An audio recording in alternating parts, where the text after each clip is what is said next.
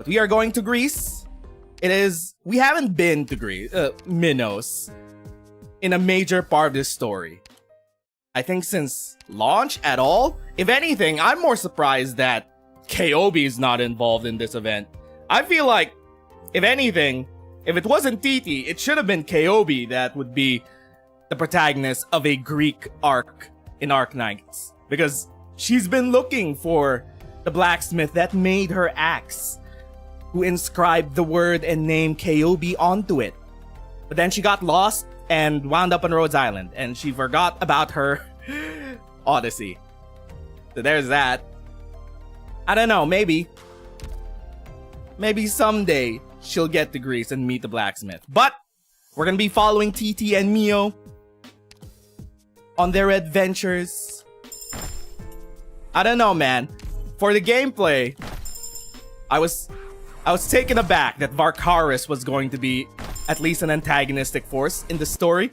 Sometimes the gameplay doesn't quite match the story, ludonarrative dissonance and all.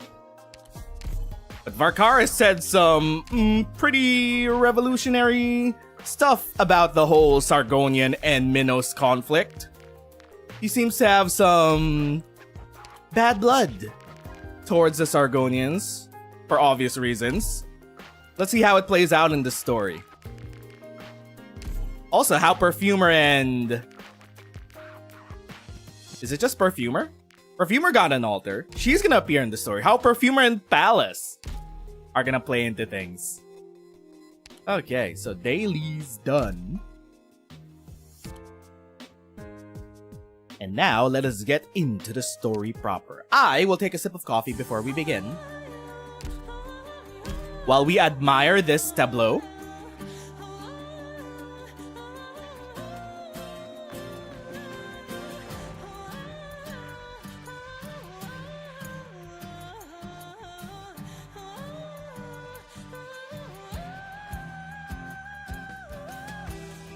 I also think that it's very interesting that we have not only one, but two Greek countries in Arknights.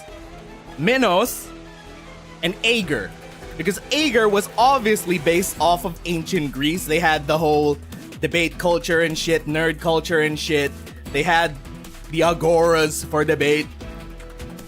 They were at their age of enlightenment after being the only country that preserved the history of the precursors. But now, in current timeline, aside from the whole energy crisis that Priestess is brewing with the Originium veins on Terra,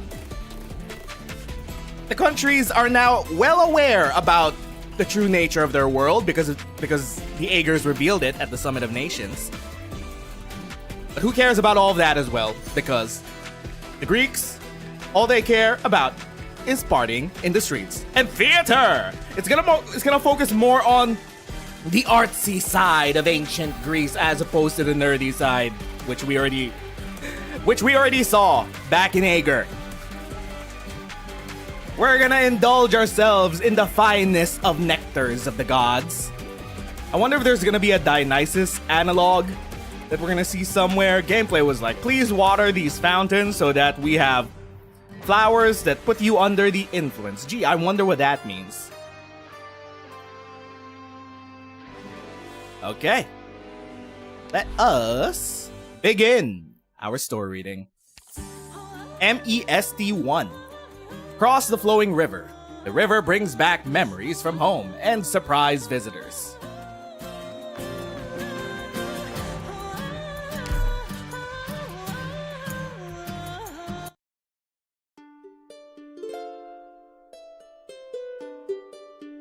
And so, Characera, the singer of epics, the gentlest hero of Agamem, hung her harp upon the branches of the laurel tree. So we're gonna go to the city of Athenius. Its body made from the tallest firs atop Mount Hymnoi, its strings made from the bravest bird and beast that roam the Agnes plains. When it played, all things in the land of heroes sang together, riding upon the winds in freedom. Now Characera hangs her harp by the laurels. The outlanders have come from afar, said Caracera, clutching her knife tightly.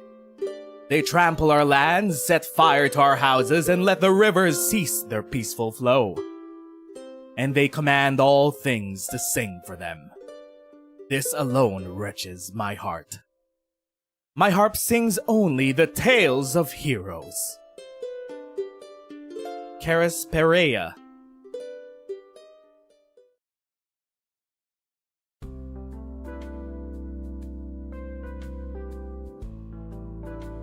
While there are no specific mention in the records, historians generally agree that Padisha Mala most favored Athenius out of all the three great nomadic cities that Sargon built for Minos. Sargonian and Minoan engineers took great pains to preserve its signature feature as a mountain-rimmed garden when it was moved to a nomadic platform. Today, you will see the same mountains and rivers as Caracera once did upon entering Athenius through the mountain pass that Padisha Mala made it a point to preserve. This is a route that I highly recommend, my readers. Oh, shut up. Just look at where your stupid book has led us. Actually, I don't know who these two are. Is this Pepe and Titi? Oh wait, no, it's Mio. It's Mio and Titi. And this heavy piece of stupid crap we have to carry, just the two of us. Take it easy, calm down, no hitting. Like I wasn't tired enough after walking for days on end. You're one to talk, girl. Why did you decide on a whim to travel separately from the group? I would be lying in the Athenian flower fields and drinking floral liquor by now if it wasn't for you. It wasn't on a whim. I told you my father used to tell stories about a place called Minos on the other side of the Agnes River. Stories that left a deep impression on me. And I told you it was an invaluable opportunity for diplomacy with Minos. I wanted to go to Athenius via Caracera's old route and experience history. You didn't have to experience history with this thing. It's got to be what, over 50 kilos? With just the two of us to carry it? Are you trying to experience a Yanese idiom where you bear a bundle of logs to beg forgiveness? It's a bundle of thorns. The Yannis wouldn't appreciate you rewriting their idioms. That's not the point. Have you got anything in that skull of yours beside history books? Alright. No hitting. I wasn't comfortable letting someone else handle it. This is the most valuable item in the Medjehtiqedti Museum's collection. An important relic to both Sargon and Minos. We came all this way. Oh! Right! The one Minoan woman that arrived at the Medjehtiqedti Museum who asked to bring the Minoan artifact home. From why can't the British Museum give back their artifacts? To give it back to the Minoans, to build a new era of friendship between the two nations. So you haven't forgotten your mission. Yay. Clap, clap. You are lost. You are late. And you have missed your appointment with Astynomos of Athenius. Medjehtiqedti na nasatu mashayer. She brought out the whole government name. Well, the rest of the mission should be in the city by now, using the normal route. I'm sure Benui will explain to Astynomos. Benui? That noble who thinks his scat smells like roses? Are you just acting dumb or are you actually that dumb? Did you see that look on his face when he learned he was gonna be your assistant in the mission? It's like you've stolen 50 carts of pure gold from him. No. Benui is a very nice man. Taking on such an important mission so soon after I became the curator of the museum made me... Anyway, Benui helped me a lot on this journey. Fine, suit yourself. I'm just tagging along as a tourist. Let's get going, before we collapse from exhaustion. Yes, see. We're almost there. Look!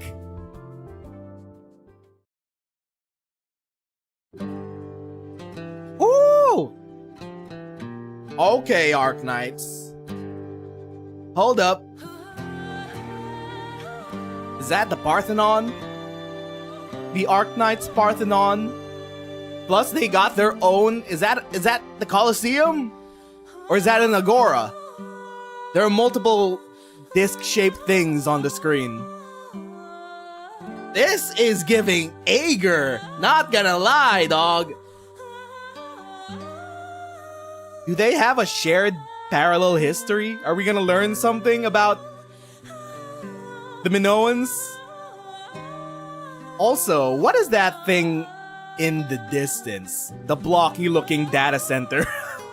They got a data center in Minos.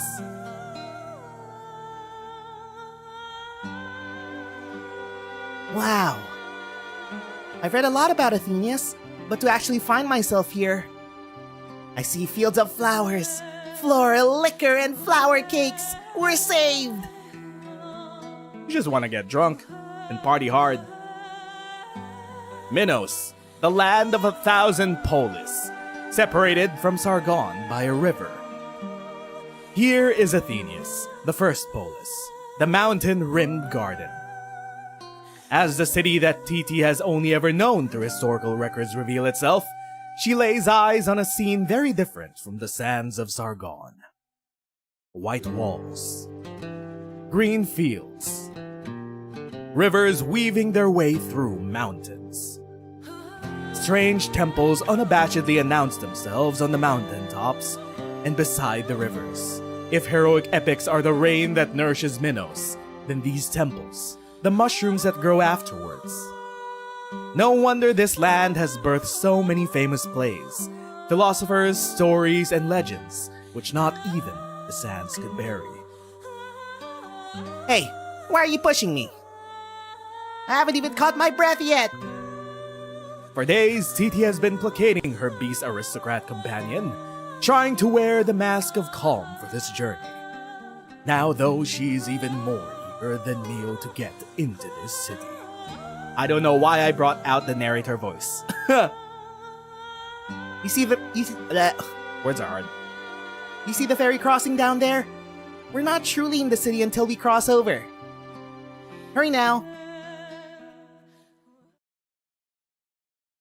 As someone whose favorite Assassin's Creed is Odyssey, this is for me. But also, actually, ancient Greece buildings weren't pure white. They painted them with many adornishments. They only look white because the paint chipped off over time. It's a cultural misinterpretation. Should I help? The river is freezing. To see the ice floating on it. I see the ice floating on it, but all you have is an oar.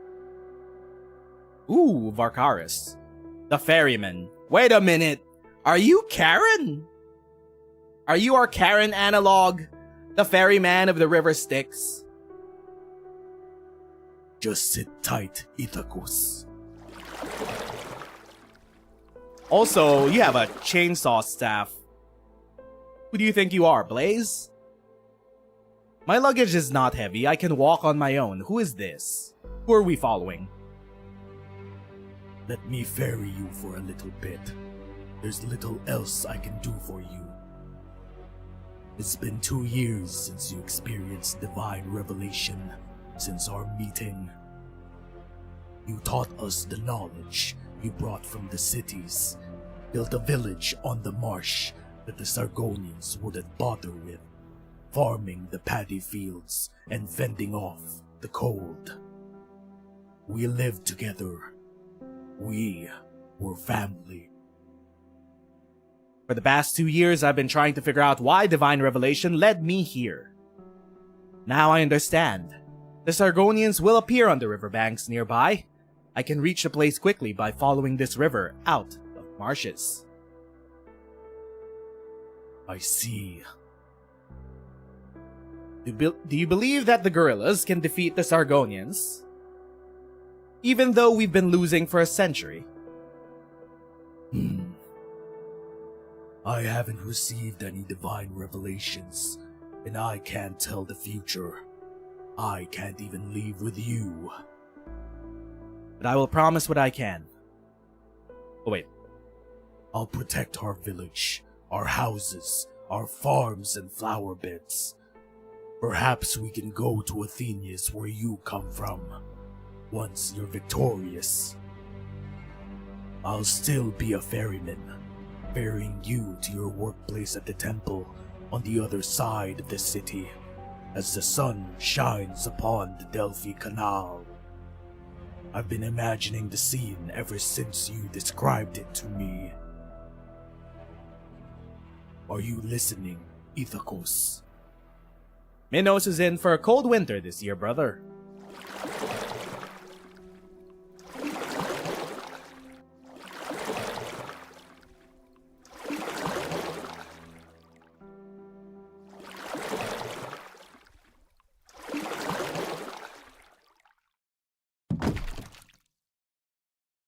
That was not a flashback. It was just Misty.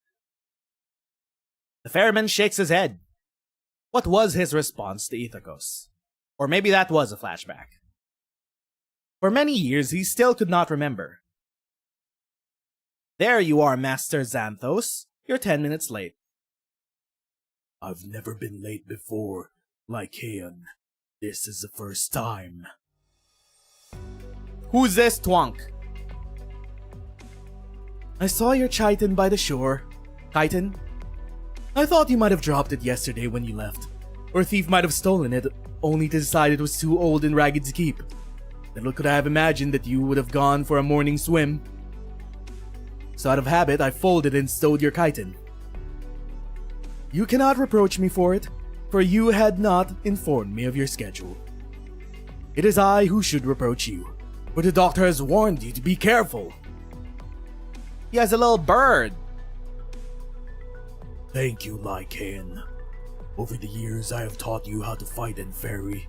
You have handled my daily needs wholeheartedly. I am not reproaching you. I simply have to leave early today, so tardiness weighs heavily on my mind. You're changing the topic again. Wait, are you going to the cemetery to visit? He has a tiny little burb with horns and its own wreath.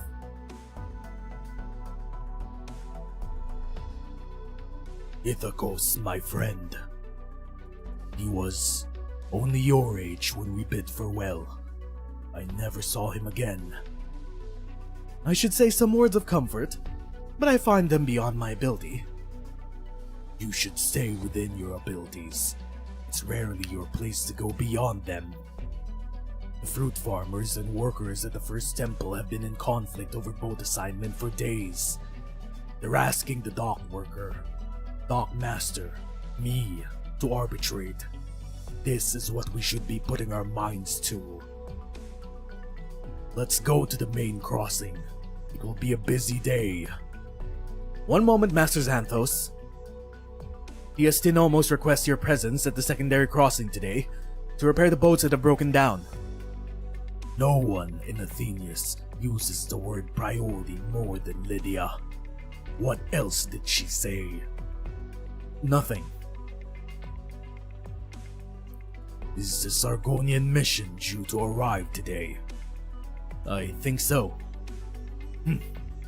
Should I be grateful or angry that Lydia still remembers me? She should pull out the teeth of... Should she pull out all the teeth on my oars, or simply throw me in jail so that I never get the chance to meet the Sargonian envoys coming to visit their old stomping grounds? Oh, he has a grudge. Understandable. Excuse me, can we get a ride across? Too many people at the other crossings. We'll be late. Welp, that's irony.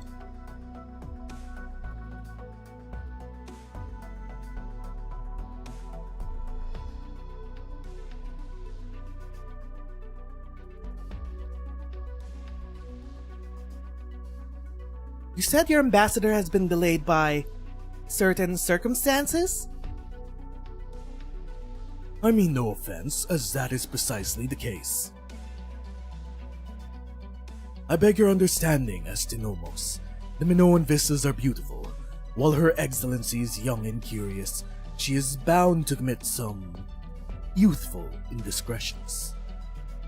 Okay, so this is Lydia, the Astinomos. And they have a queen here? It's Athenius. Maybe it's their analog for Athena? But they kinda imply that she's a bit unwise compared to Athena. I say again, as Deputy Chief of Mission, and as a man invested with the titles of Ancient and Exalted Sargonian House of Enshipa, I am equally empowered to act on the Empire's behalf.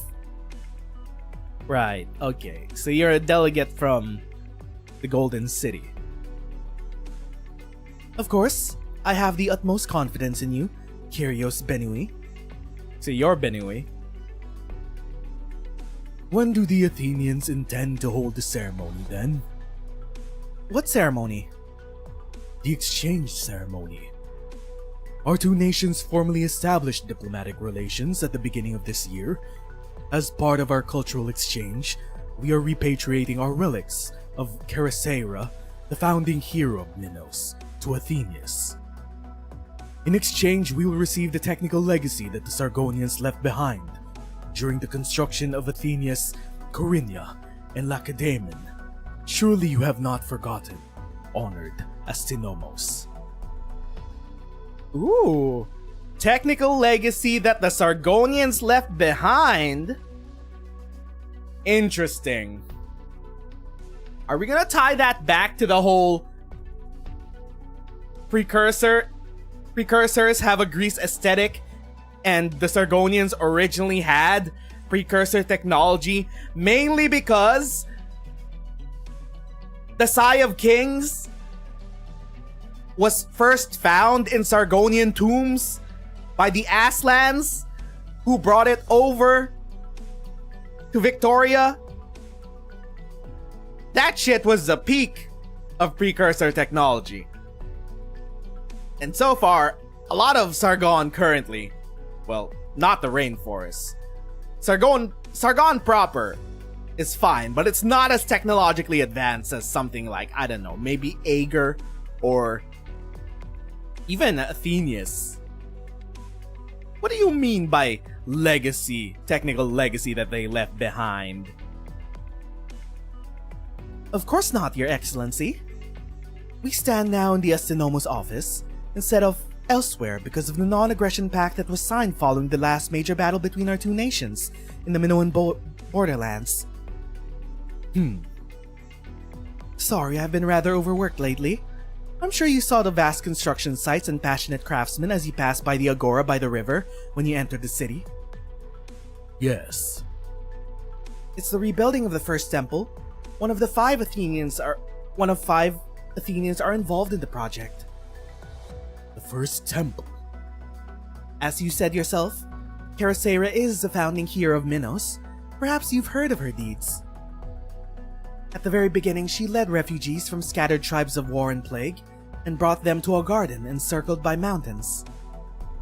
Those who followed Chrysaera built the first temple of Minos here, and thus began the bloodline of heroes. After that came Athenius and the land of 1,000 polis. The first temple was lost to the fires of war. Now it is being rebuilt by the people of Athenius themselves. I'm sure the significance is not lost on you. So is that what they call the Parthenon? Didn't the Parthenon burn down multiple times and had to be rebuilt?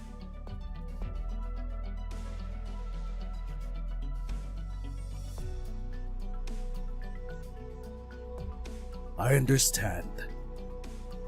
To obtain the stone needed to rebuild the temple, however, we've kept Athenius by Mount Hymnoi for the entire week. And it's apple season. Fresh apples need to be ferried out through the crossings, while unripe fruits need plenty of sunlight. Okay, so Athenius is a nomadic city. The quality of the apples will be compromised if the city does not move to an area with more sunlight soon. I'm sure you saw the fruit farmers gathered at the crossing. Yes, I did. The people need to commemorate their heroes. The farmers need to ensure that their harvest is not ruined. You understand that that an Astinomos does not have the power in the Minoan administrative system. I need the priest's approval for everything. I confess that I am rather overwhelmed right now. Perhaps looking for excuses has eaten up too much of your time. Your Excellency misunderstands. I'm one of the younger generation myself.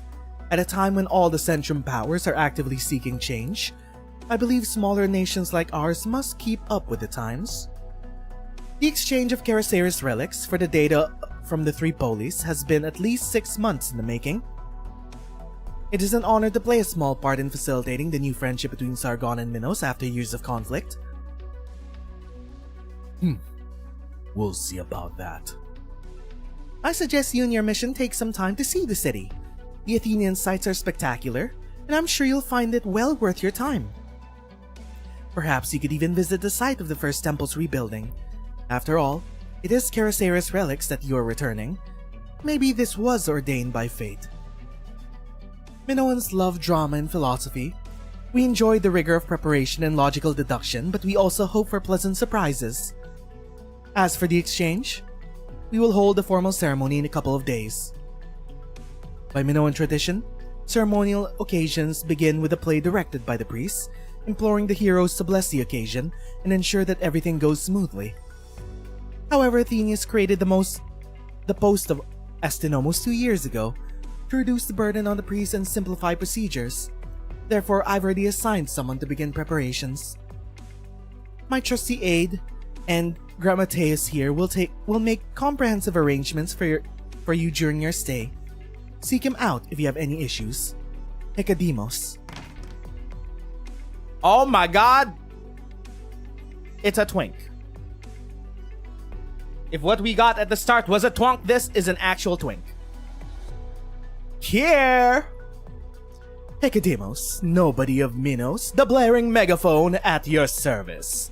During working hours. You're Hermes for me. You're a messenger. I'ma give you a Hermes-like flair. I have no use for some pretty boy. I mean, it's been a long journey and I'm tired. I will wait at the hotel until the arrangements for the exchange ceremonies are made. As for visiting the first temple rebuilding site, I will leave the opportunity to Her Excellency the Ambassador. She's a musologist, full of energy. I'm sure she'll be interested. I see. I will have Hecademos speak with the Ambassador Medjehtiqedti directly. I look forward to what pleasant surprise you have to offer, Astinomos. But I hope I don't learn that you are stalling for time, or hiding some ulterior motive.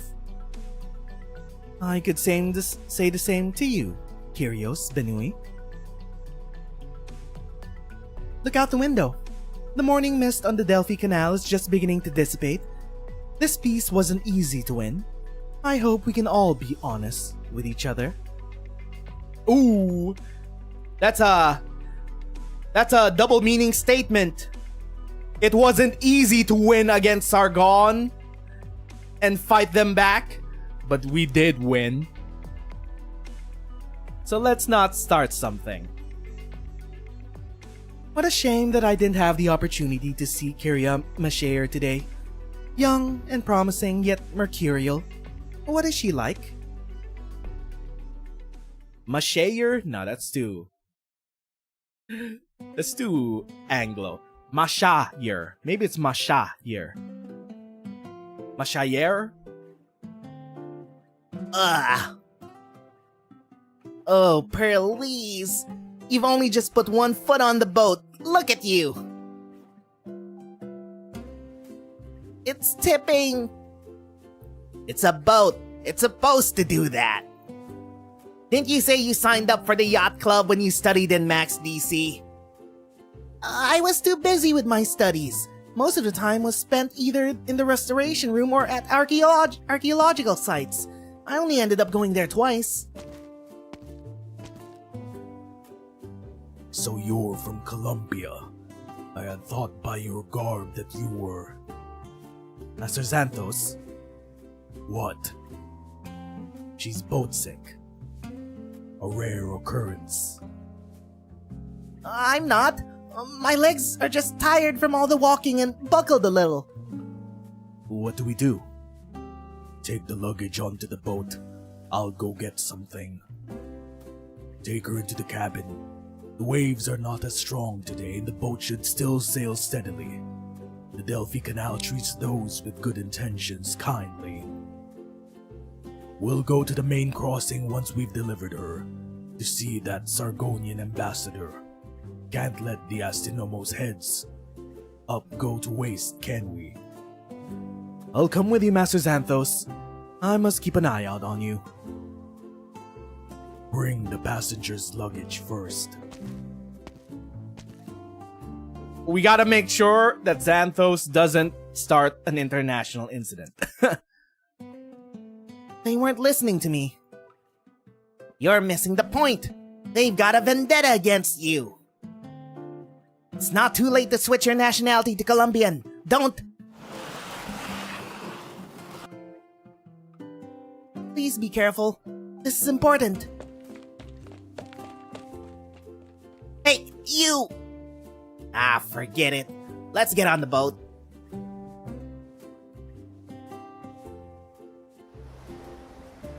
It's really heavy. What is it? It's... movie figurines from Rankwood that we're planning to sell here. We've even got the ones from the latest hit, Lady DuPont. Oh! They got the film in theaters now. After a string of murders.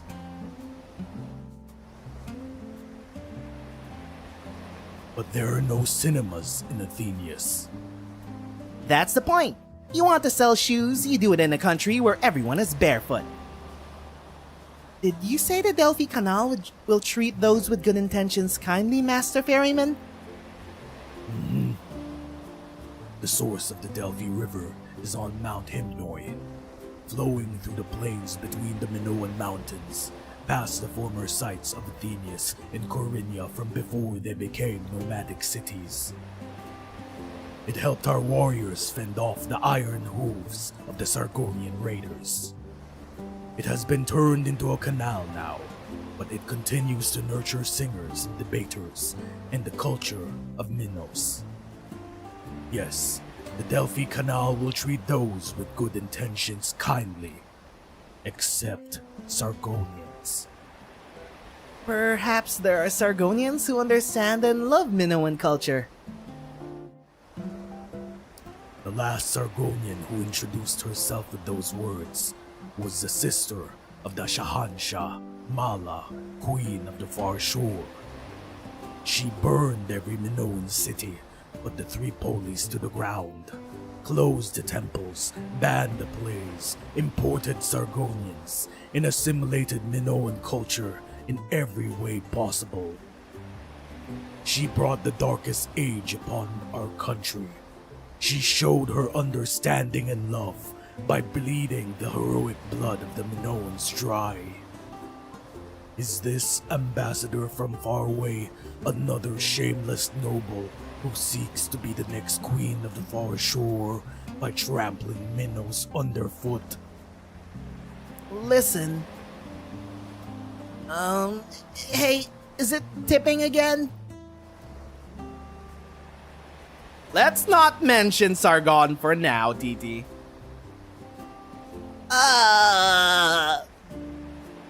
Wow!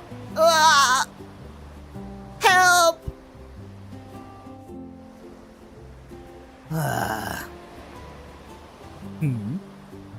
Never mind all that. Have an apple. I'll settle your stomach. So you had gone to get an apple. Thanks. Keep your eyes closed and don't look at the water. You'll feel better that way. I'll be fine. I want to see it. Leaning against the side of the boat, Titi forces her eyes open. The sun is hanging high above. The morning mist of the Delphi Canal is in autumn as... in autumn has completely dissipated, and the last cool touch of the wind brushes against her cheeks. I know the Blade of Vengeance and the Decapitation of the Conqueror are core themes in Minoan drama, but I've seen more thought-provoking expressions as well. I will see each and every one clearly with my own eyes.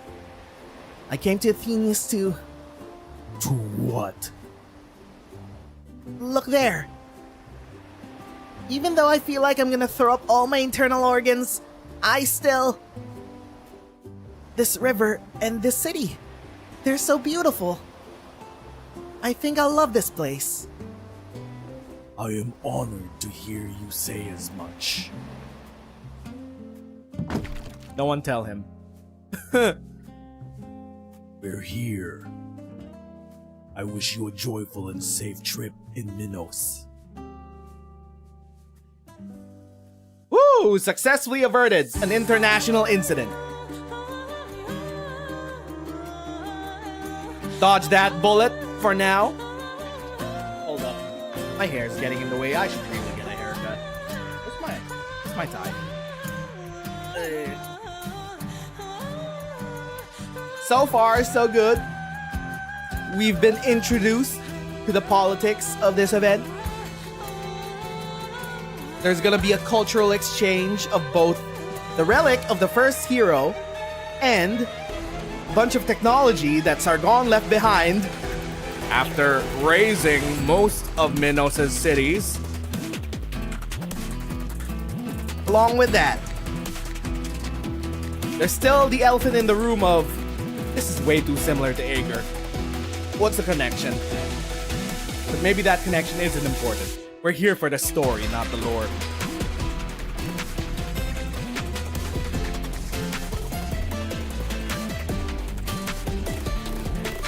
Okay, whoops.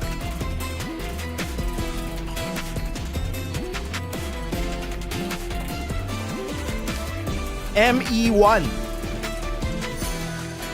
Work and hours. The temple is nearing completion. The priests are always busy. Why is it so loud?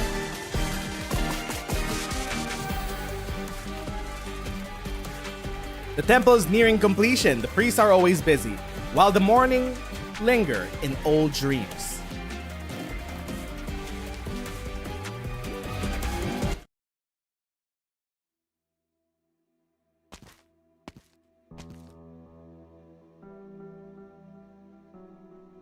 I've been dreaming about the gorillas again, Cassandra. Woo! New NPCs, Cassandra. Oh, are you the queen of Minos? Big horns. I think these are... No. They're as wide as... Oh, I forgot her name. No, I forgot her name. The one with the big horns on Rhodes Island. The one with the mutations, the horn mutations. But this seems natural. And the adornments on the horns. This is the third time you've come to Endymion Temple to ask for a dream reading, Megas. You still dream of that night 7 years ago? Yes. We hid in the forest on that dark night. The Sargonians surrounded the wood, hunting for us. We could not make a sound, let alone risk a light. We had to disassemble our weapons in pitch darkness. Screws, springs, originium components. I tied the parts of my arts unit to my clothes and shoes, disguised as accessories. The fear had me so cold that I didn't notice when an originium component had cut my palm open. I thought the wet stuff was sweat.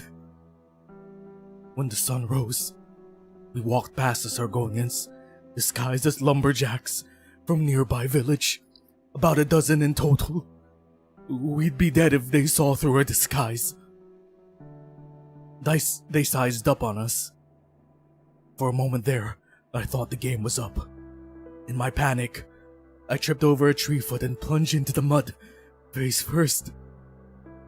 A Sargonian laughed and rapped on my shoulder with the hilt of his sword, disdainfully. But I was happy. I knew we were safe. I keep dreaming about it. Do you think? You want to know if it's a divine revelation? Last year, I saw with my own eyes how the heroes spoke their will through you on the Agora. You are the speaker of the heroes of Minos, and the only priest in Athenius, who can tell a divine revelation from a normal dream. If the gods will that I take up arms again, then I will, no matter how much I fear. Please sit down. Your legs are trembling, and your face is pale. The heroes of Minos will not force their children back into a nightmare where they have already seen far too much of the horrors of war. You mean? I think you have misinterpreted this revelation. Wisdom and courage shine upon you and your friends in the place of the twin moons who closed their eyes and delivered you in the morn, just as you woke up from the dream to greet the beautiful Athenian dawn. The virtues of the heroes should be praised, but the pain that has lingered for 7 years has blinded you to the beautiful fruit that has ripened on the branches of fate. Pick it, for it is the hero's blessing upon you. A blessing? On an ordinary Minoan like me? Our gods and heroes were once ordinary Minoans. Thank you, Cassandra. I'm beginning to understand. 7 years. As early as 7 years, there was still conflict between Sargon and Minos. Acolyte. Ooh, new furry. I've come to relieve you, Cassandra. It's already time. So many visitors to the temple today. You have so much in your plate. Not just with the visitors to Endymion Temple, but also acting on behalf of the head priest of Karasera's first temple, and admin duties while the position remains vacant. There's no need to worry about me, Folia.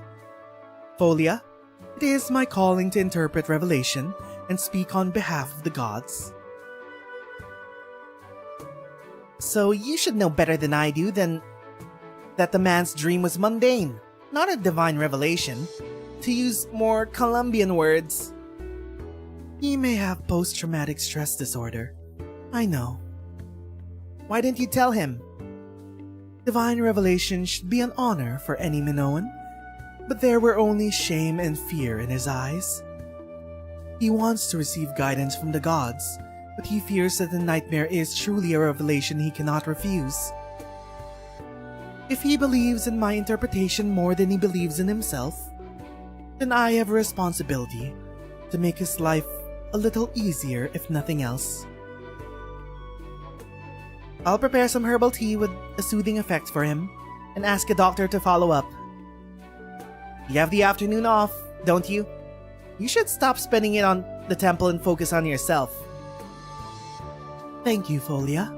You take so much weight off my shoulders.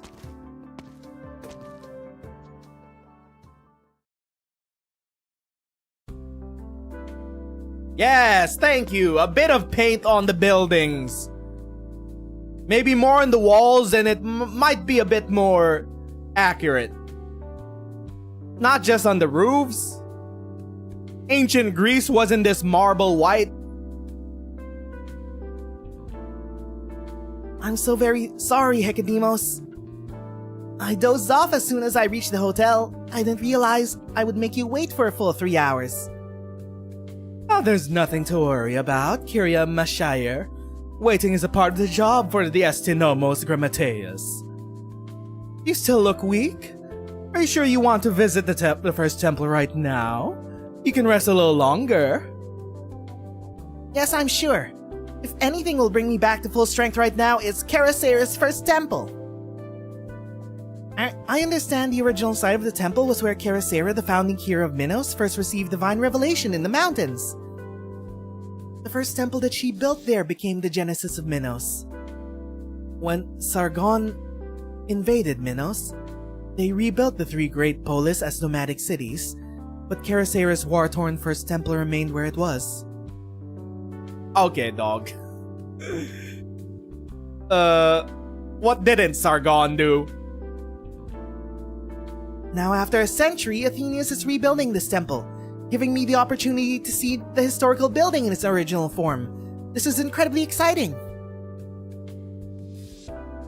You are surprisingly well versed in Minoan history, and surprisingly honest. Unfortunately, the original plans of the first temple have been lost, and thus cannot be perfectly recreated. However, there's quite a bit of classical tradition in the way that they're building the temple. What do you mean? To revive the Minoan spirit, we must emulate the heroes who built Athenius and build a temple on our own accord. Before the referendum took place, these words by the original proponent moved everyone's hearts, and the vote on rebuilding the temple passed almost unanimously. No engineering blueprint, no staffing, Karasera's first temple shall be built through the passion of the Minoan people, and veneration of the heroes that flows in their veins. Wow! A living example of the Minoan spontaneousness that has driven so much artistic achievement. Thank you. I hope it's completed soon. Rebuilding in the classical style. How interesting! The proponent of the rebuilding must be an ambitious hero beloved by the people. How can I describe that forty lady? Why is he taking so much time to think? Did you ask a question you shouldn't have? Even if I did, I'm sure Nicodemus won't mind. He looks so nice after all. Maybe he's choosing his words carefully? With a Minoan love of poetry? Give me 3 seconds, Kyria. Okay. Hold up, I had to burp. 3, 2, 1. Alright. You've thought of an answer? No, it's now 5 o'clock, and my shift is over. Huh? I'll answer your question tomorrow when I'm back at work, doll. Enjoy your visit. But we aren't even at the first temple yet! See those scaffolds? The street is a stone's throw away from the main entrance of the temple. I'm sure you could find your own way. Wait! Now, if you'll excuse me, I have a drinking engagement with a friend. He'll kill me if I'm late. Goodbye!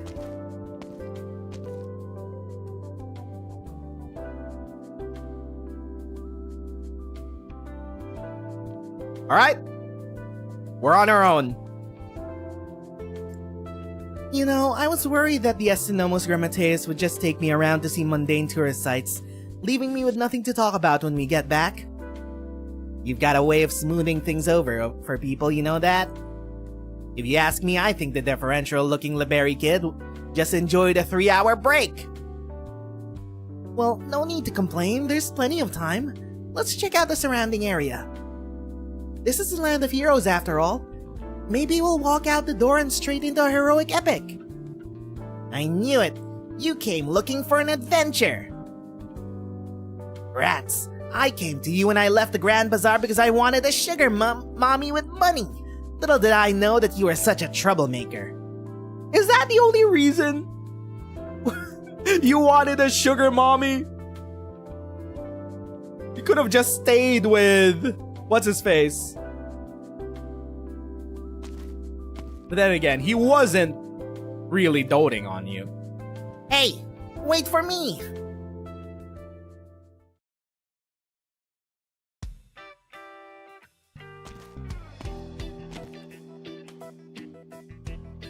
Caught you! Are these two? Alright, it is ancient Greece after all. Oh! Okay, a little chase.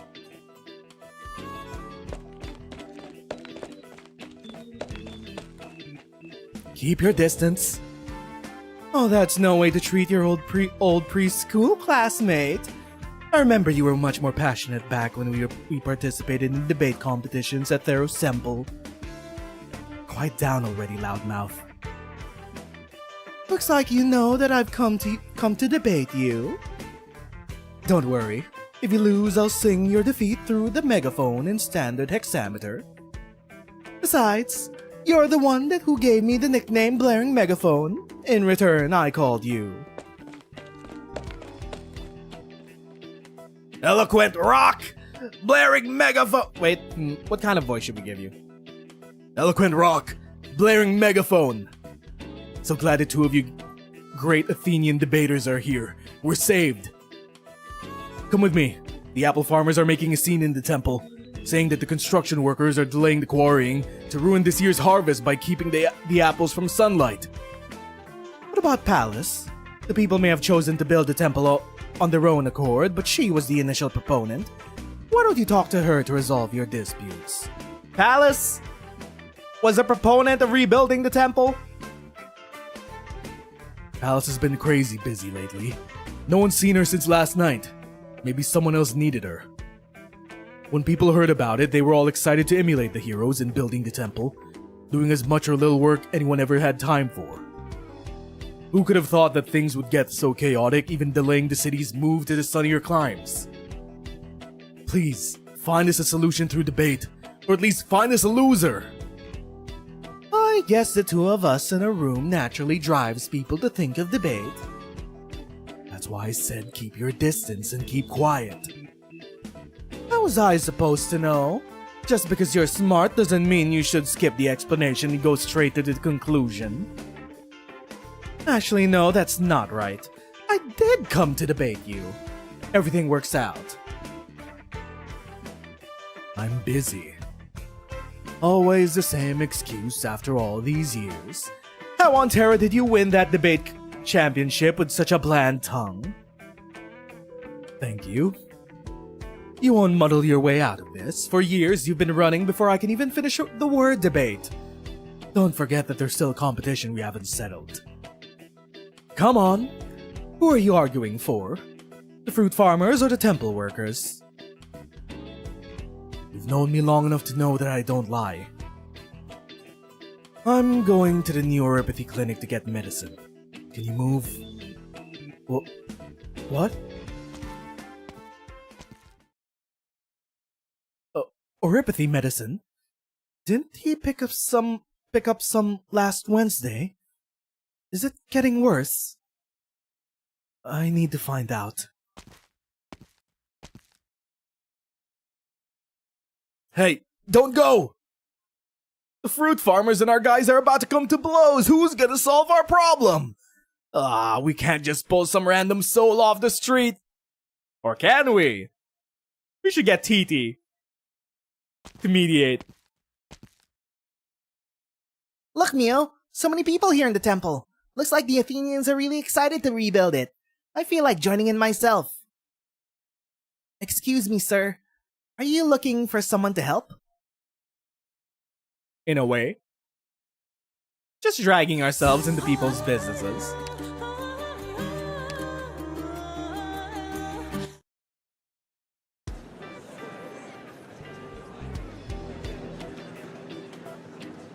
Are you moving or not?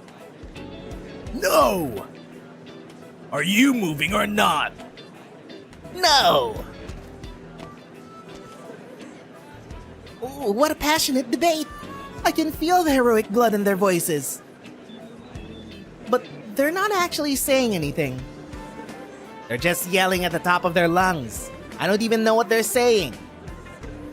The dispute over Athenius' route has been brewing between the fruit farmers and the temple builders for ages. Embarrassing, really, to make a random tourist off the street try to solve our dispute. Heck, even I couldn't tell half of what they're saying.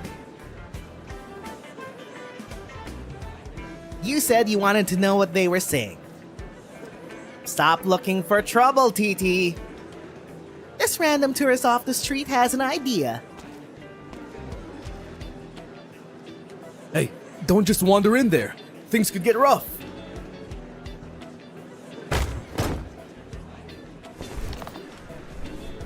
Ooh.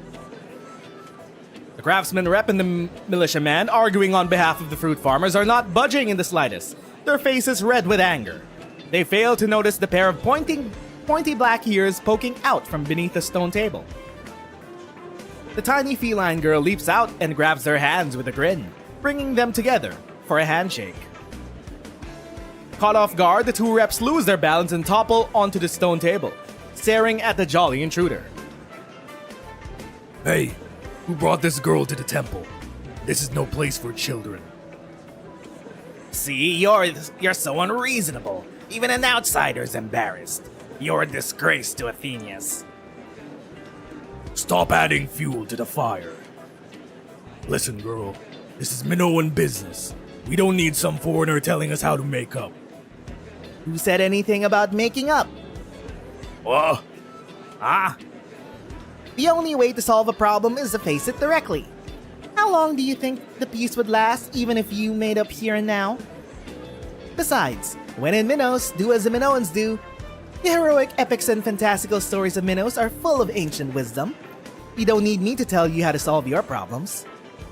They say that mere mention of Heracles, the greatest Minoan warrior, sent enemies fleeing in terror. But he never raised a hand against his fellow Minoans. If someone insulted him, he would challenge them to arm wrestling. Settle it with a contest of strength, eh? Sounds good. Spares us some sore throat. I'm not done yet. There is another legend about a silent hero who was once a bold and passionate youth, surrounded by flowers and adoration. As fate would have it, he learned a forbidden secret, knowledge that no one should possess, so he kept silent for 30 years. Wait, we know the legend of Heracles, but who's this silent hero? Did you just make him up on the spot? Oh, it's a Minoan tale that my father used to tell me. It's rather obscure, but it is a very good parable. Anyway, I propose that you follow in the footsteps of ancient Minoans and settle this with an arm wrestling match. But with one extra condition, you only get to talk if you win, no matter how pissed you might be. Never heard of that rule before. Are you poor with words or weak of limb? Enough talk. Let's do this. Alright, the inaugural First Temple Arm Wrestling Tournament is on. Ready, set, go! She's smart. Because they're not hearing out each other's arguments. First, they beat each other up in arm wrestling, and then the winner gets to tell his argument so that the other would actually listen. She never said they're gonna completely solve it with just arm wrestling. Well, well, well. The militiaman looks lean, but he's got skill. And he takes round one when the big guy loses focus for a second. You. Shut it. Loser doesn't get to talk. New apples can't get out with all the stone piled up at the crossing. The orchards are all in the shadow of the mountain, and the apples that haven't ripened yet don't get any sun. The whole harvest is going to the dumps at this rate. 1-0. Round 2. Hey, all those muscles ain't for nothing. Looks like hauling marble is good exercise. We can't move the stone until the apples are out of the way. Besides, the building of the first temple was inspired by the Minoan heroes. Who's gonna take responsibility if the work's delayed? You! 1-1. Next! Apple harvesting and hauling stone, I see. Minoans sure are fun to watch. Things will get less interesting when they start getting tired. Hey, why did they stop? They've realized that the arm wrestling isn't about determining a victor, but giving them an opportunity to hear each other out. When you're angry, your ears stop working and even simple things become complicated, much less long-standing disputes. Foreshadowing is a narrative device that we will soon learn when it comes to Varkaris and his grudge, understandable grudge, against the Sargonians.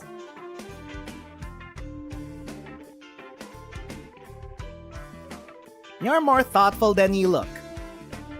But how do you solve the core problem now that you've gotten the emotion out of the way?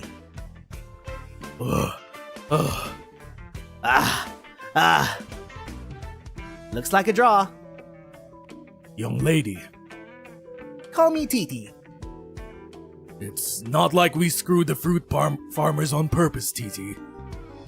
We've got a lot of hands in the rebuilding, but they only care They only quarry stone when they please, where they please. I brought 15 tons of marble down the mountain by myself yesterday, and it's still far from enough. Look, we understand, but the apples don't care. Increasing quarrying efficiency while getting enough sun for the apples. Why don't you meet in the middle then? What do you mean? Just remove the peak that's blocking the sunlight.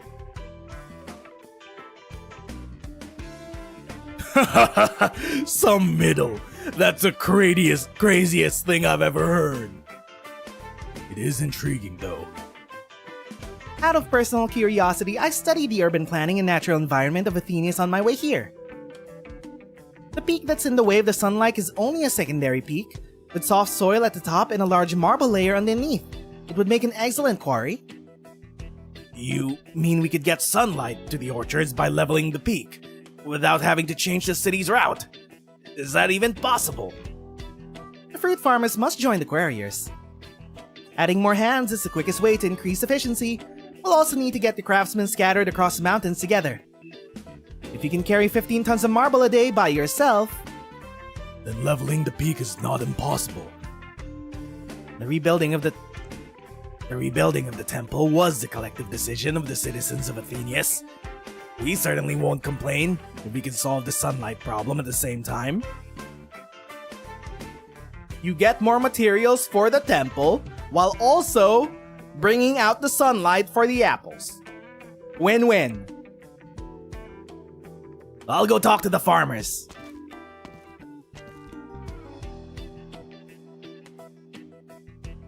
Problem solved. All thanks to you, Titi. Don't mention it.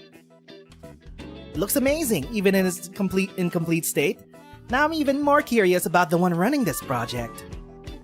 Speaking of which, we still have a problem. What is it? The original proponent of the first temple project, Alice, went missing last night. What? I love her expressions.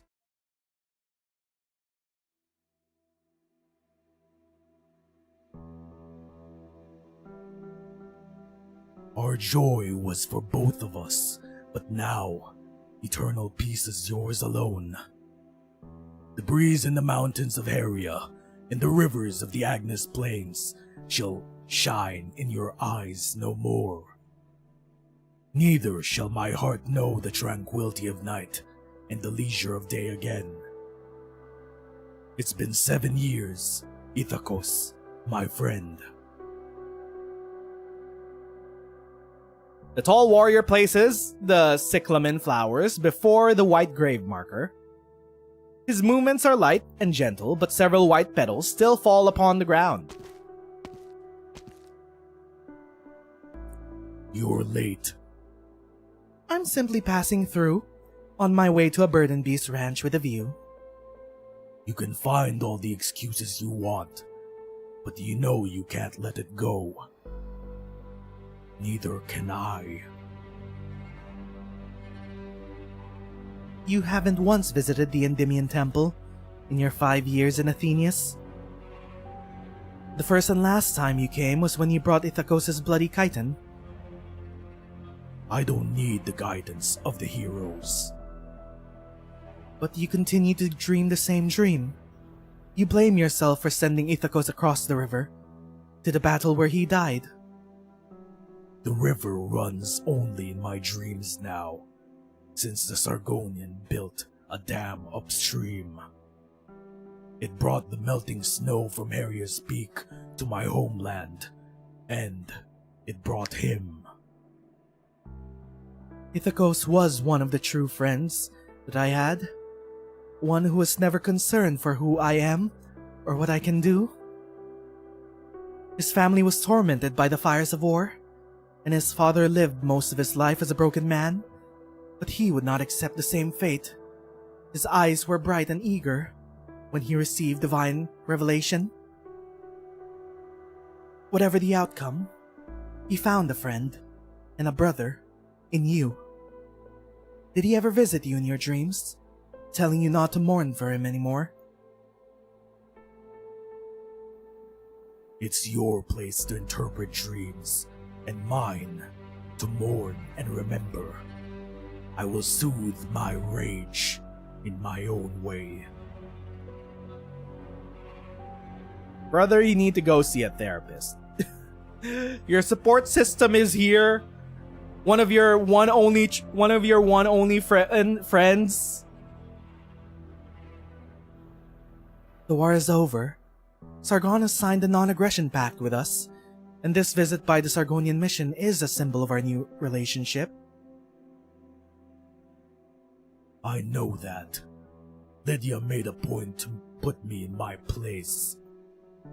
The first Astynomos in Athenian history, elected by popular vote, empowered to handle diplomatic matters and certain public issues independent of the council and the priests. She's caused you a fair share of trouble, hasn't she? Endymion Temple has not been affected yet, but some fringe clerics in the rows of their temples are being marginalized. Besides, welcome back, Delta. Karasera's first temple is nearing completion. There should be a ceremonial play organized by the priest to call the spirit of Karasera into the temple and grant Minos her protection. Now, the play is being organized by the Astynomos office. The Astynomos purported to assent when I discussed this matter with her a few days ago, but she was evasive when it came to the program that we choose. To her, the priests and their ceremonies are just props to promote Minoan tourism. Your insistence on using canonized classical drama will only be seen as an act of aggression by the priesthood. Okay, so there's a bit of a power struggle between the Minoan monarchy and the duly elected office. I understand that reform is inevitable, but some things will not and cannot change. Lydia's little power plays on the administrative side are none of my business, but I won't stand idly by. The Sargonian visitors have ill intent. we have to keep watch on him, else he start an international incident. I'm no hero, just an ordinary infected, and I don't need the guidance of divine revelation. But I still dream. If I tell you that I dreamt of a river running red with blood, as Ithacos did 9 years ago, how would you interpret it? Xanthos! Excuse me.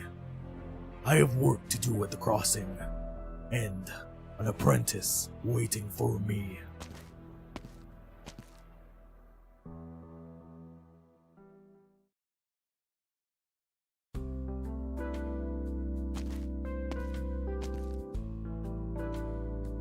You're really too kind, Titi. Not only did you solve our dispute with the fruit farmers, you're also helping us look for Palace. It's nothing. Besides, I want to meet the one who came up with the Templar project, face to face. This Palace was last seen at the crossing. Yes. She was sitting on the docks, drinking and muttering in the direction of the distant Mount Hymnoi. She's helped us with so many things since the rebuilding of the temple began, although she doesn't hold any position in the temples of Themius, and Cassandra of the Endymion Temple is the one in charge of the responsibilities that are above board. Palace was the one who took care of everything behind the scenes, from the division of labor to procurement to smoothing things out with the right people. I see. It's certainly concerning that someone so reliable would go missing all of a sudden. Oh, well, it's not the first time. Almost forgot to ask. What does she look like? A small Forte lady. Always seems like she's half asleep. She wears a little flower on her head. A little flower? The kind with 2 leaves and petals so red that you could see the wrinkles? Yes. How did you know? Does it look like that? The craftsman turns in the direction that Titi is pointing to see a small red flower swaying gently in the pile of apples. Yes, it does, but that's one of the apple farmer's crates, isn't it? What's a flower doing there? Wait, there's something inside! Duck!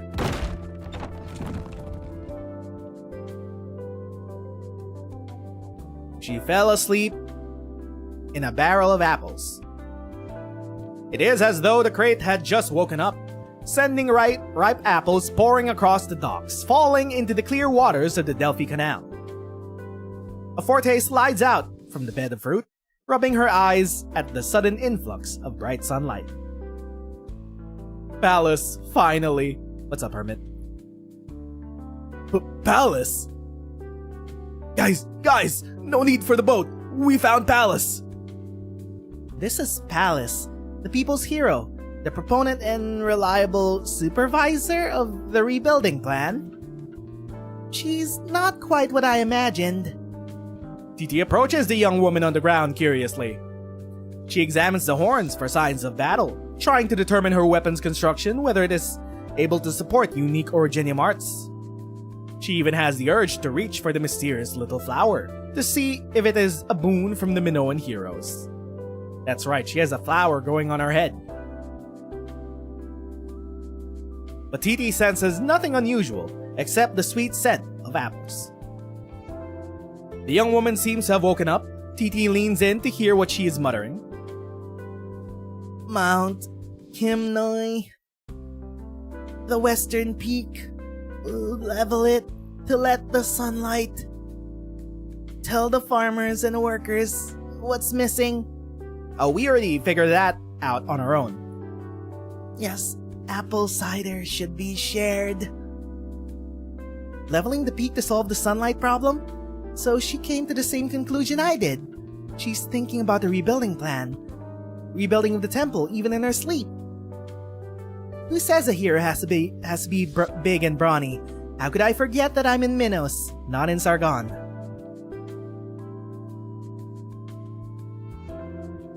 Hold up.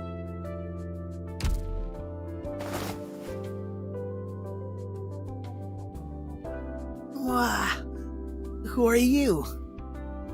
We meet at last, Palace, first proponent of the building of Kerasera's first temple.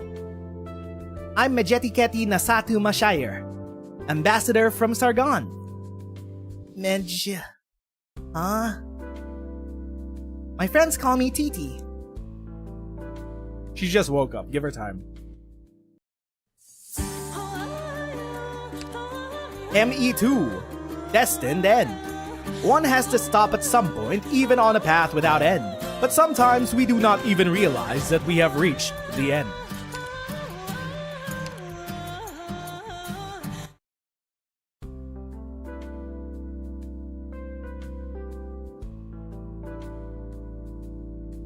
You got the workers and farmers to calm down by having them arm wrestle as Heracles did.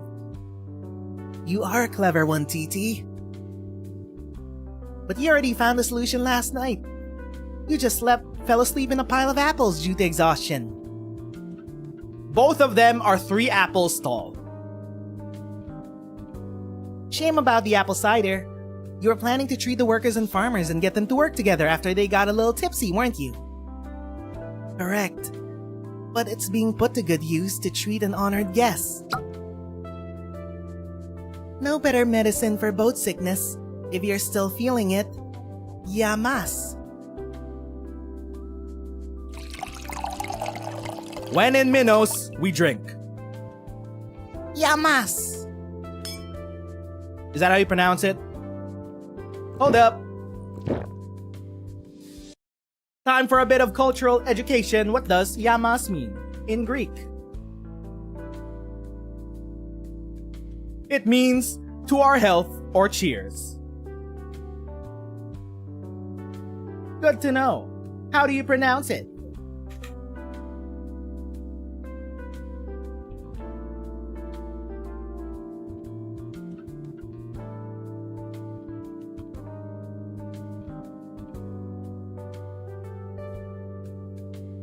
It's not playing.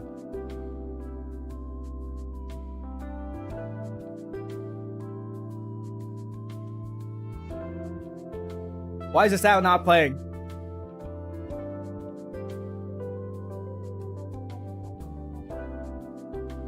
I think how to pronounce is broken. Fine, whatever.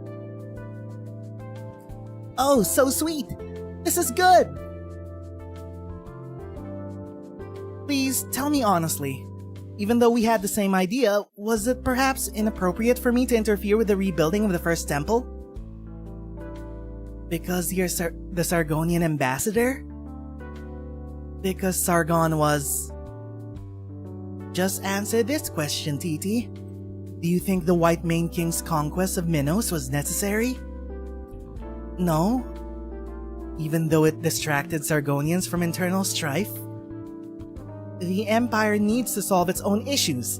Blaming it on innocent neighbors is a sign of incompetence. Although I probably wouldn't be so frank back in Sargon. They'd cut my tongue out. Shit! Fine words, fine words. Have another drink. Yamas! I didn't think a woman so carefree and whimsical would be so pointed about discussing history. As long as your answer comes from the heart and not concern for your own safety, I think we'll be very good friends. Priestess Palace? Is this how you address a friend? Then just Palace. I believe one must not forget oneself no matter where one goes. Pepe, a friend of mine back in Sargon, says my train of thought is all over the place, and I have no common sense. But that's another matter entirely. Looks like the Sargon Padishas made a wise choice in picking you to lead the mission. Don't worry. The workers and farmers are very fond of you. We know a bad egg when we see one, and we don't all hate Sargonians. Besides, at a time like this, simply participating in the rebuilding of the first temple is hardly crossing any lines, as long as it solves our problems. I think Palace is drunk. And sleepy. Or both at the same time. She's tipsy. She's like Ling, if not a bit more competent, considering that she's managing all of this while drunk. What do you mean? Look at the pillars, reliefs, decorations inside the temple. Most of the details are unfinished. The amphitheater. There's no slope with the audience seats, so anyone behind the third row can't see what's going on in the center. And the Karasera statue that's supposed to be in the middle of the theater, it's still being polished by its perfectionist sculptor. That's a huge ass problem. No need to weigh your words. It's not like we're writing poetry. Everyone knows that our progress has been way behind schedule. Have another drink. Oppa! Are we having a drink after every other sentence? Now there's no hard or fast deadline. Things will get done eventually, even if the pursuit of perfection keeps delaying things. But a lot of people will be affected if the delays continue. The orchard harvest. Yes, arm wrestling in cider might not solve things next time. Speaking of cider, you're going through it quickly. Want another cup? Please, I do have a question though. She's a functional drunk, thank you very much. Yes, unlike a certain Sui. What is it? You help the craftsmen solve their problems and they rely on you, but you don't look concerned at all even though you're supposed to be the project supervisor. Huh? No, I wasn't ever the supervisor. Say what now? The old tradition only calls for a priest in the case of Cassandra to give the go-ahead. There's no supervisor of the project itself. Is that why nothing is happening? She only proposed it. She didn't take charge. It's not a job for an idle drunk like me. However, you look like a reasonable gal, and you catch on quick. Takes another swill. She's putting the job on her. What did you say? I was distracted. No, nothing. You went through a whole bottle already? You sure can drink. Can hold your drink. My brew's pretty strong, you know. Something's not right. Didn't you say this cider would help with my boat sickness? I only seem to get dizzier and dizzier. Hey, booze dizziness beats water dizziness, right? Drink it till you pass out and everything will be fine when you wake up in the next morning, including a bit of boat sickness. Whoa!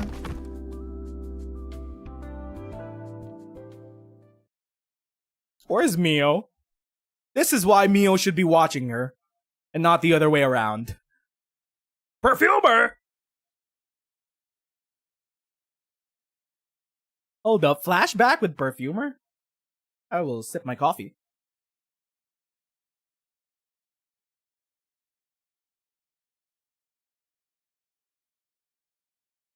I'm sorry, Father. Mother. I've been infected with oropathy.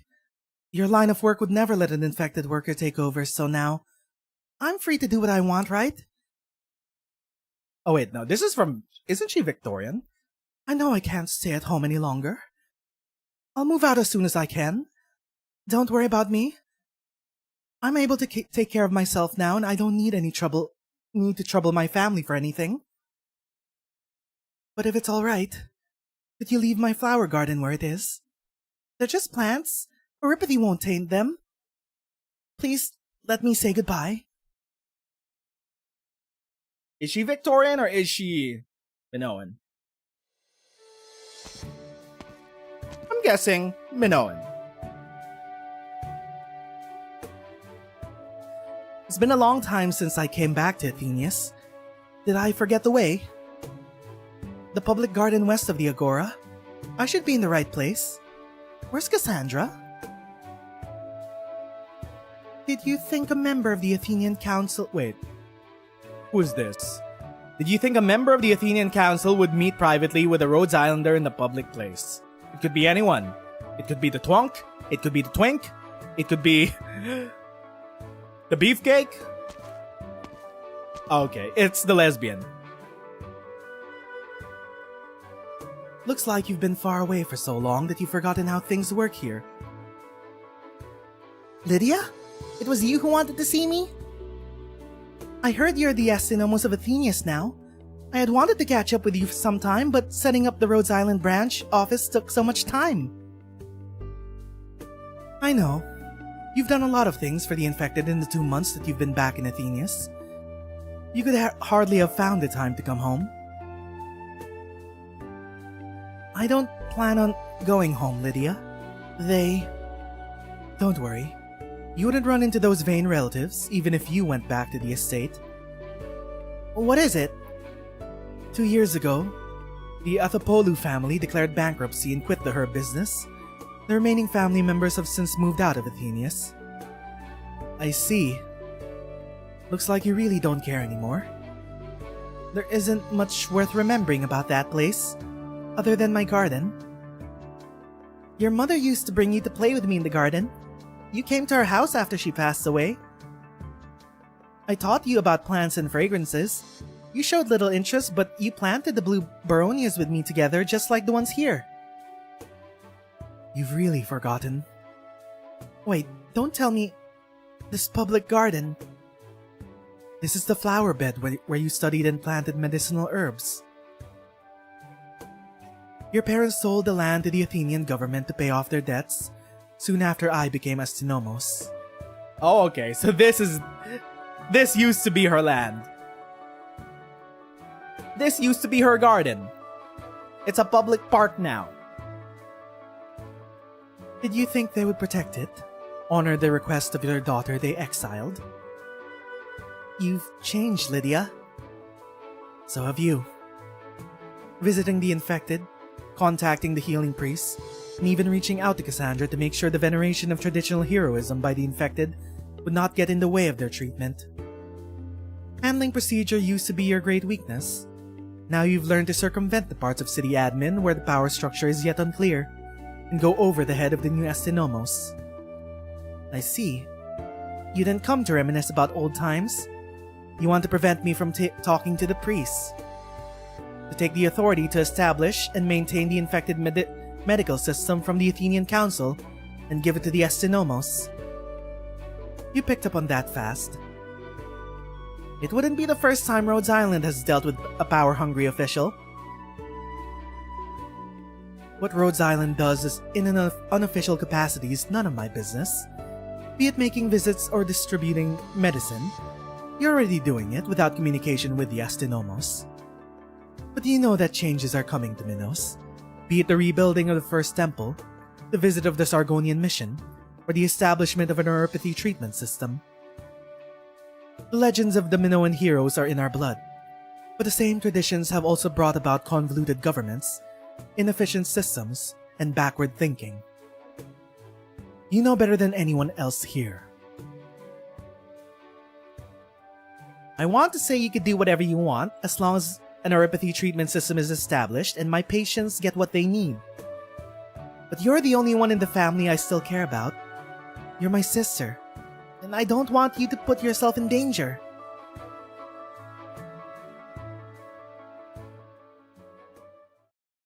Ooh.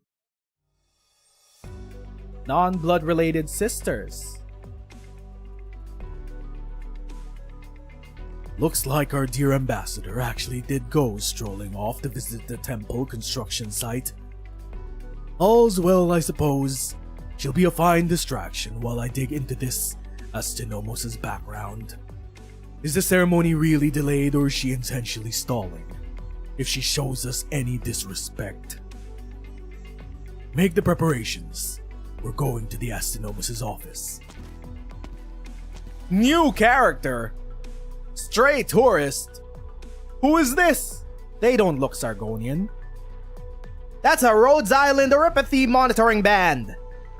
Great, even more NPCs stuck in jail for a vague amount of time.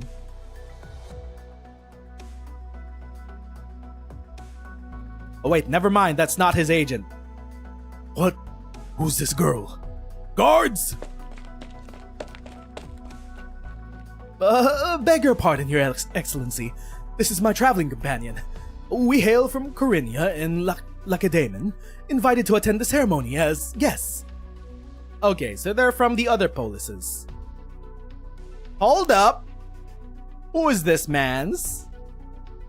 Bro, it's fucking frying me that the entire Minoan aesthetic is parallel to Ager. She's passionate about Sargonian culture and insisted on catching a glimpse of the ambassador upon hearing that the mission is lodging here. I couldn't stop her. Stare. The ambassador? Yes, you have sharp eyes. You were invited to attend, though. I haven't heard anything from the Astynomos. I understand the venue of the exchange ceremony has not been confirmed. I shouldn't have babbled then. Perhaps Lydia intended it to be a surprise. I am Periandros, priest of Corinnia. We learned about the diplomatic mission to Athenia 6 months ago. 6 months? That long ago? Yes. The climate of Sargon is very different from that of Minos. Lydia asked me to procure Sargonian-made goods from Corinnia in order to make you and the rest of your delegation feel at home. She does look future playable. But we say that about so many NPCs stuck in jail with their neuropathy bans. I hope you're enjoying your accommodations. Ah, so this was your handiwork. Lydia has devoted tremendous time and effort to ensuring that the ceremony is a success. Unfortunately, some of the fabric meant for the costumes for the play have yet to make their way to Hiareia, Cassandra, resulting in a significant delay. Did she mention anything? Yes, finally, we have an excuse for the delay. A play. The Astynomos did mention that plays are a part of every important occasion. But who is this Hiareia, Cassandra? I thought this matter was entirely managed by Astynomos' office. I got hiccups. It all makes sense now. I almost misunderstood what she meant. No wonder she left specific instructions not to use the traditional fabric for the classical plays. I'm so grateful for the heads up. The cotton used for this event is a hybrid of Sargonian and Minoan species. They make a smooth and strong cloth that signifies the lasting peace between our two nations. That's why Lydia insisted on waiting. I see. So this is the reason she delayed the ceremony. Delayed? Oh, I'm so sorry about that. I really apologize for the trouble. I hope you will not take Lydia's best intentions the wrong way. Very well. It would be impolite to rush her if she's taking this ceremony so seriously. Thank you for bringing this to my attention. Oh, you're too kind. Please make yourselves at home for a few days while preparations for the ceremony continue. Somehow I feel like Periandros is a bit sly. I feel like he was just playing him like a fiddle. Also, the dude was ready to call guards on her. Guards! There's a would-be assassin! Get ready to start an international incident! Don't look at me like that. I came with you when you made 3 rounds of the food stalls in the morning. Only fair that you should come with me here. How much of what you said was actually true? The Sargonian delegation has entered the city, and the Astronomos invited us to attend the ceremony, but she didn't tell us anything about her arrangements. What choice do I have but to figure this out on my own? I encourage his concerns for her, I assuage his concerns for her, didn't I?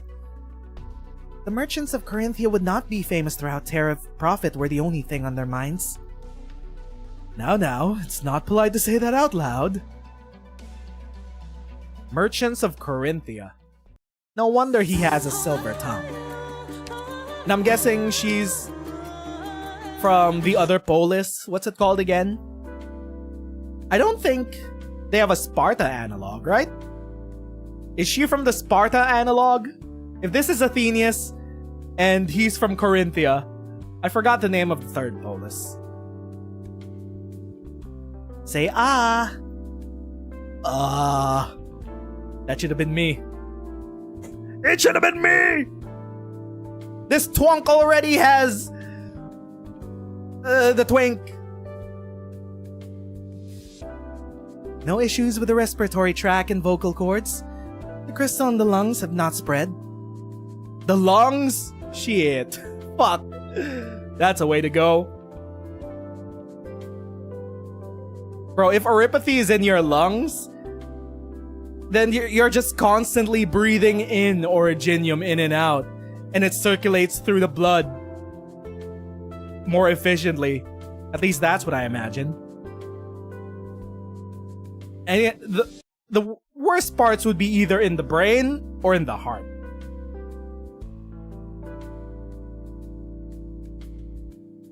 Meaning that when you came to Rhodes Island office a few days ago and stared blankly at our medics, it wasn't because your condition prevented you from speaking. Looks like I didn't have to come personally. You've done a lot for the infected of Athenius, and Rhodes Island's medicine is far more effective than what we've had before. We all appreciate what you've done, and I won't take up any more of your time. No, you're a patient. You come every week. Checkup alone isn't enough. Minoan policies are relatively lenient when it comes to the infected. With the exception of certain occupations like the priesthood, the everyday lives of the infected are usually not significantly affected. Many people still believe that oripathy saps the Minoan heroic spirit though. That's why many patients are indifferent about treatment, even trying to hide their conditions. Oh, it's kind of shameful. There's a cultural shame that comes with oripathy. They feel less heroic by being terminally sick. How many fingers am I holding up?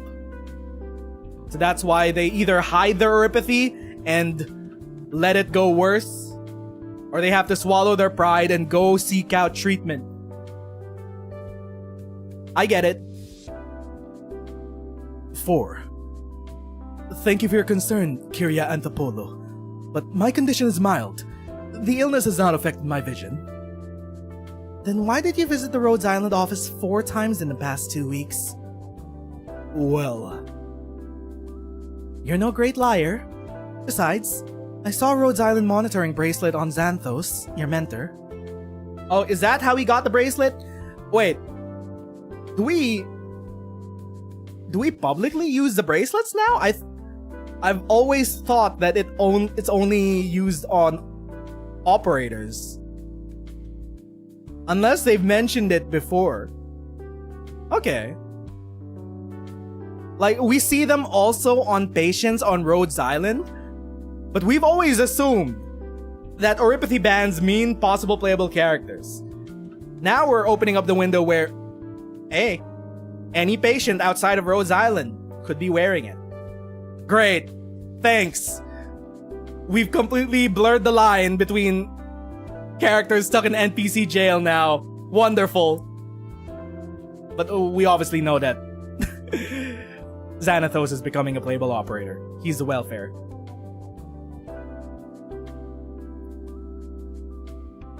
Have you been obtaining medication on his behalf? Yes. He forgets his appointments because he has so many things on his plate. It's only reasonable that I should pick up his medicine for him. But you did not register his name with the office, which means there are no records of him having contracted oripathy. He saved my life, taught me the lore of the water and the art of combat. He's been a good mentor to me. I didn't want people to know. To know that he couldn't be a hero? Visiting the oripathy clinic may color how others view you in Xanthos, but it will not change the path that you choose for yourselves. I'm not Cassandra, and soothing the heart isn't my thing, but I know that both of you need proper treatment. I'll move the 2 of you up on the priority list and follow up closely on your conditions. You can prepare yourselves for a lot of nagging. You're more tenacious than you look. I wouldn't have to be if I could buy your cooperation with a few grains of corn like the foul beast perching on your bow. Look at this fat chud. Just chilling out on his bow. Which is also a harp. Hold up. Low light? Going down the school of FF14 weapon design? This is a harp bow. I've only ever seen that from Final Fantasy XIV. Low light, I see you. Every other event, I spot a secret FF14 reference.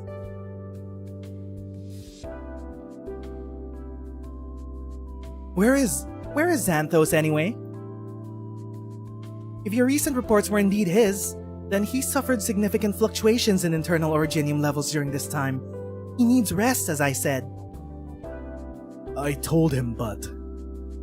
Don't tell me he went to the crossing again.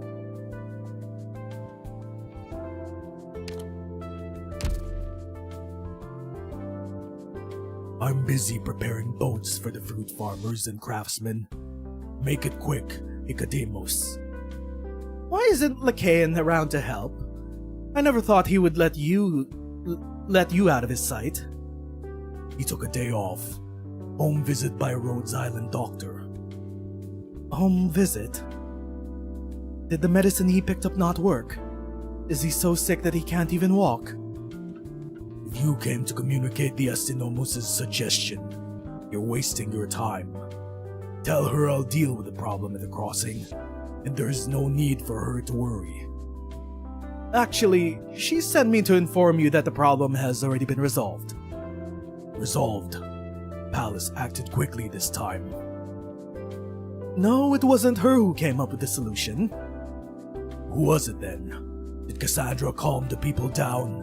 Or did the Astinomos pull another one of her little tricks? Neither. It was a Sargonian ambassador who resolved the dispute between the craftsmen and the fruit farmers. A small feline with dark skin and black hair, black ears. A black-eared feline. Uh-oh. He knows now who the Sargonian is. That Colombian I ferried at the secondary crossing that morning. She was the Sargonian ambassador.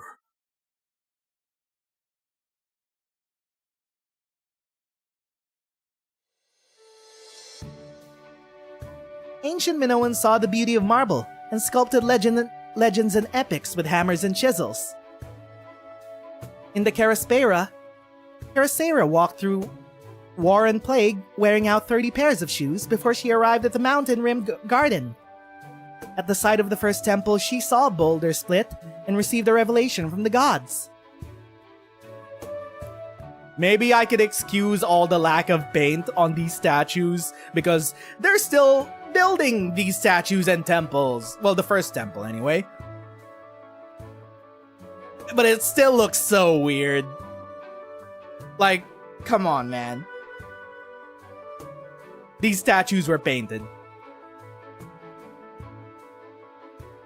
Her gentle and wise visage reflected the Athenian morning sun. She protected the refugees who followed her and drove the outlanders out with her sword and harp. Sings only the tales of the heroes.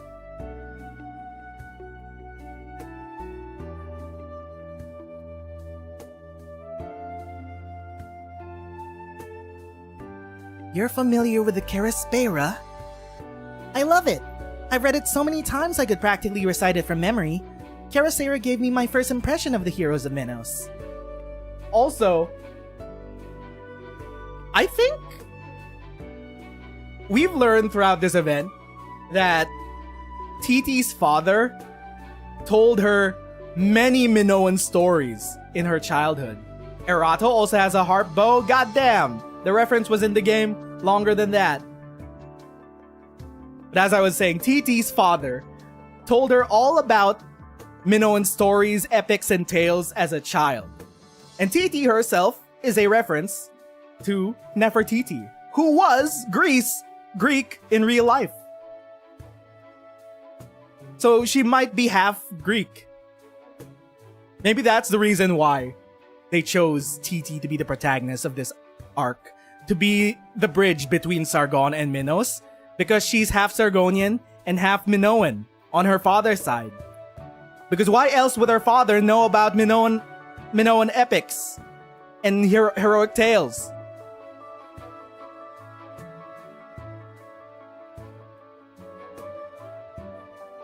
A hero must be the paragon of justice and kindness. A hero must face fate bravely when it comes and carry their own burden. You weren't exaggerating when you said you could recite it. But reading words printed on a page doesn't compare to the experience of standing in front of Carasera's statue. Even if the sculpture exaggerated Carasera's miracles, even if those were not her original arts. Perhaps it's this artistic license that makes it feel so alive. I can easily picture it standing on this fertile soil a century or 10 later. Do we have our analog for Plato and Socrates? I don't quite remember everything, the minute details of what happened during the Ager event. But there are a lot of debates there. I think they had their Socrates and Plato analog over there. But yeah, Ager, as we saw it, represents the intellectual side of ancient Greece. Meanwhile, Minos represents the artistic side, the theatrical side, the humanities side of ancient Greece.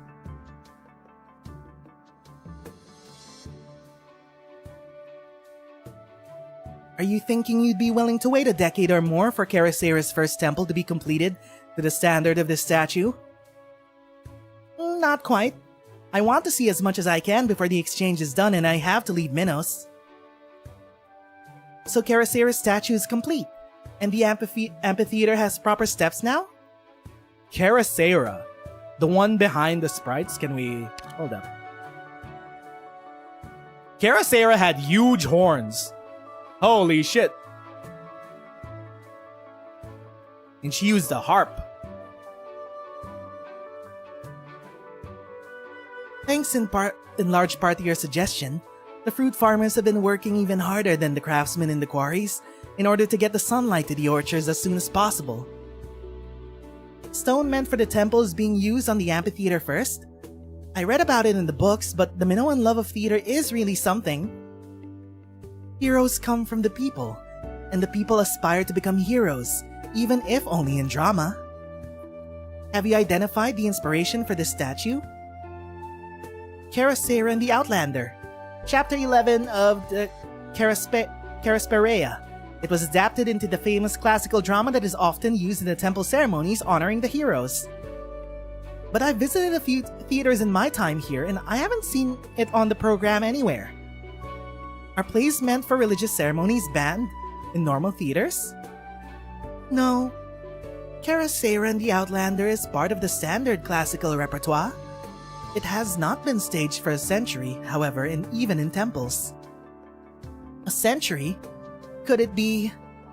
Yes, it was banned during the Sargonian occupation. Right. The Minoans were not allowed to celebrate their faith. Well, their culture. Right. They weren't allowed to honor their first hero. Because that would be unwanted patriotism. The play's setting dates back to before the establishment of Minos as a nation, and Outlanders refer to those not of the ancient Agamem kingdom in general. Outlanders refer those to not of the ancient Agamem kingdom. Interesting. The ancient Agamem kingdom. If it refers to Karaspera, then the Outlanders would refer to the Sargonians. When the Sargonian Padishas banned the play, the Outlander executed by Karaspera took on a certain meaning. Ah, I see. It became political. It became... Ah, I see. The ban is no more, but the Outlander in the play means playing a Sargonian, and no Athenian would be willing to do that. Ah, a play passed down through their culture took on a different shape during the Sargonian occupation. And because of that, because of the newly politicized nature of what the Outlander meant in the play, it was banned. Because the Outlander was executed by their first hero. And that would be revolutionary thought. Politics in my Arknights? What a shame. Perhaps, to the Minoans, plays are more than just entertainment and art. Be it the ban on performances or the burning of the theaters, the heroism inherent in the history and legend depicted by the plays is not so easily forgotten. They tried to erase their culture. The Sargonian occupation tried to erase Minoan culture from being practiced. That's what Varkaris meant when he said that the Sargonians assimilated Minoan culture. They weren't allowed to practice it. They were forced to be Sargonian, to practice Sargonian culture.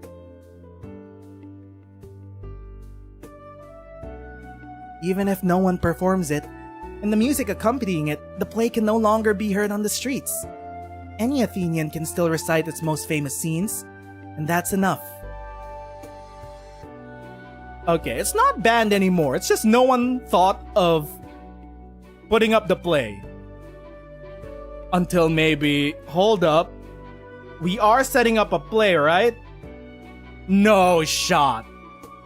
We're gonna be holding a play for the exchange ceremony for the Sargonian delegation. What if... Oh no. What if they hold the 1,000-year... I don't know how many years. The long since banned politicized play in front of the delegation, and they get offended when they project themselves onto the Outlander getting executed by the first Minoan hero. What if that riles up the audience? What if that riles up Varkaris? Oh! Hold up. No. What is it? The first temple was destroyed by war, and Karasera and the first Outlander was banned. There's no denying that Sargon has brought great pain to Minos. The Padisha's order to return the Minoan relic is not so much compensation as political posturing. My role as a Sargonian ambassador is just to escort the relic to its destination. I'm not from an influential family, nor do I have a distinguished career. There isn't much I can do. You're a museum curator. But I'm still the curator of the Varjavandabad Museum. Knowledge will not betray me. The relic I'm bringing is associated with Karasera and has great significance to Minos. This should not be a mere political bargaining chip. If I remember correctly, the relic is Karasera's shield, right?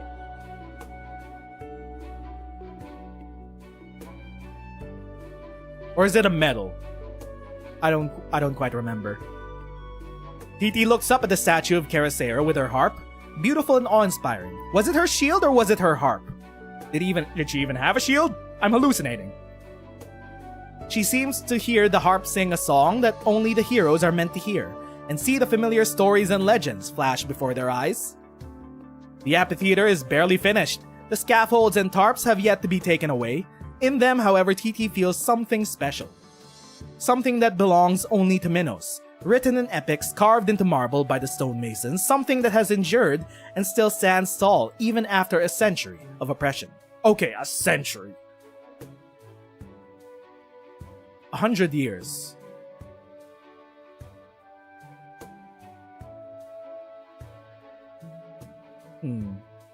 Wait. Hold up. Let me just check something.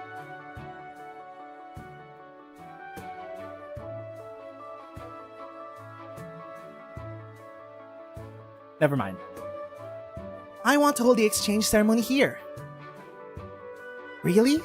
That's an interesting idea, but matters concerning Karasera's first temple must be discussed with the temple priests.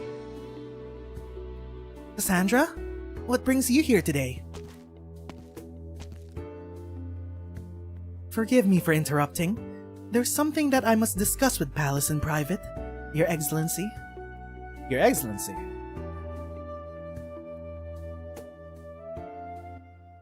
Who is she referring to, Your Excellency? Alice or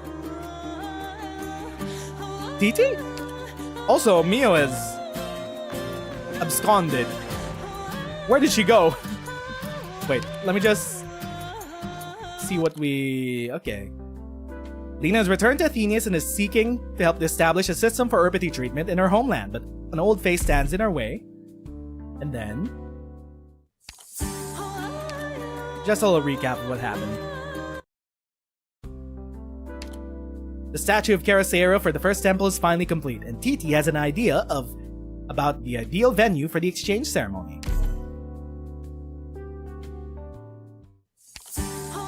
ME-3. Riddle without an answer. It lies on the road, in dreams, everywhere. It questions you, wakes you, makes you know who you are, and teaches you that beautiful dreams are no more than dreams.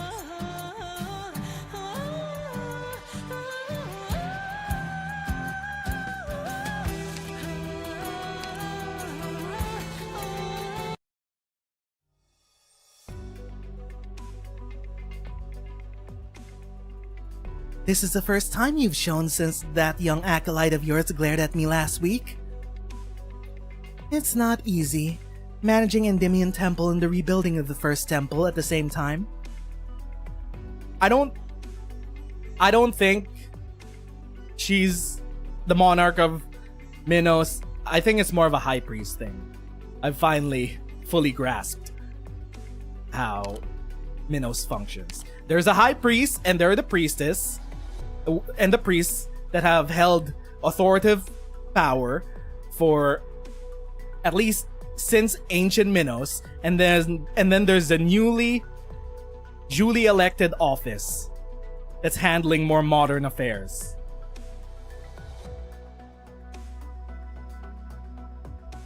Folia's just worried that I'm overworked.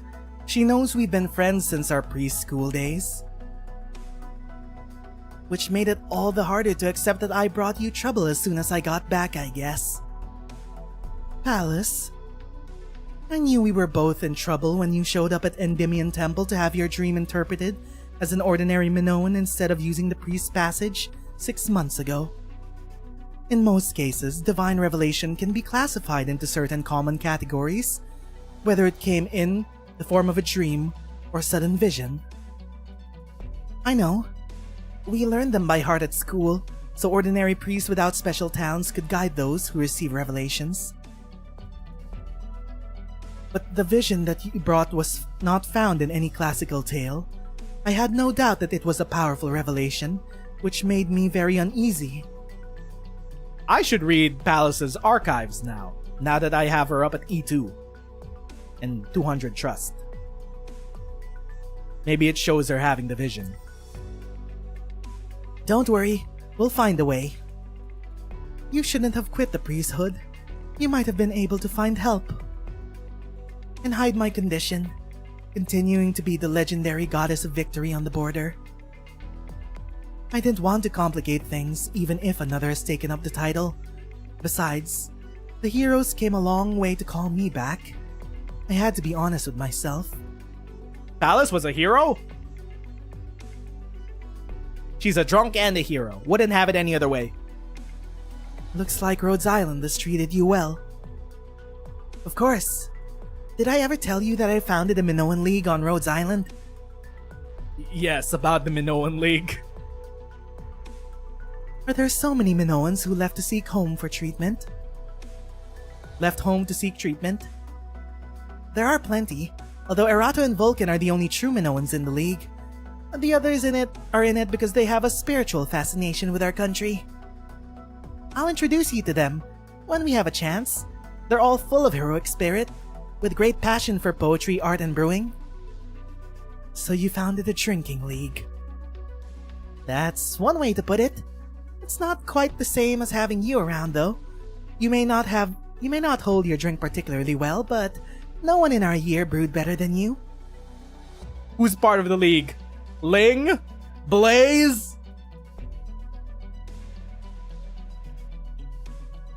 I remember how you tied up your sleeves and pounded the grapes, like a seasoned winemaker at an intercollegiate conference. You looked amazing. Pounded the grapes? With your dogs out? With the bare feetsies? Can we get a CG of that? For reference that we could put up on the wiki? For world building? I see you have a craving. What happened to the formula I gave you? I lost it when I went to Arknights. I finally escaped my torment when my Sarkaz bodyguard gave me the recipe for the secret brew of Kazdel. I never worried you would have trouble making friends. First the Sarkaz bodyguard, now the Sargonian ambassador. You heard about the fruit farmers and the craftsmen. Titi can be trusted. I don't doubt Kiria Mashire's cleverness, but her friendly outlook towards our country, but her position remains sensitive. If I didn't stop you, would you have put her in charge of the play that we have already discussed, in addition to the venue of the exchange ceremony? Is it that you trust her too much, or... You're frowning again, Cassandra. I just let myself get a little lazy, having been away from the priesthood for so long. You would never have become a legend in the Borderlands if you were the type to shirk responsibility. I don't mind taking charge of the rebuilding project on your behalf. I just think it's a shame. You're better at dealing with people, and the craftsmen trust you. I thought you made the proposal to the people so that they would return to heroic tradition and remember the heroic spirit. I did. And that's exactly why it doesn't matter who's in charge. Our people venerate the heroes, But they've gradually forgotten the Minoan prosperity was not built only by a few heroes. The heroes came from the people, from all walks of life. You could always read my mind. I know what you're trying to say, but with the rebuilding of the temple entering its final stage, it's even more important than ever to have a supervisor. I think we'll have one soon. What is it? I saw Lydia headed up to the temple square. What do you think this Astinomos, who has been quietly at odds with us from the beginning and is trying to take the play out of the priest's hands, is going there for? She's going to take charge.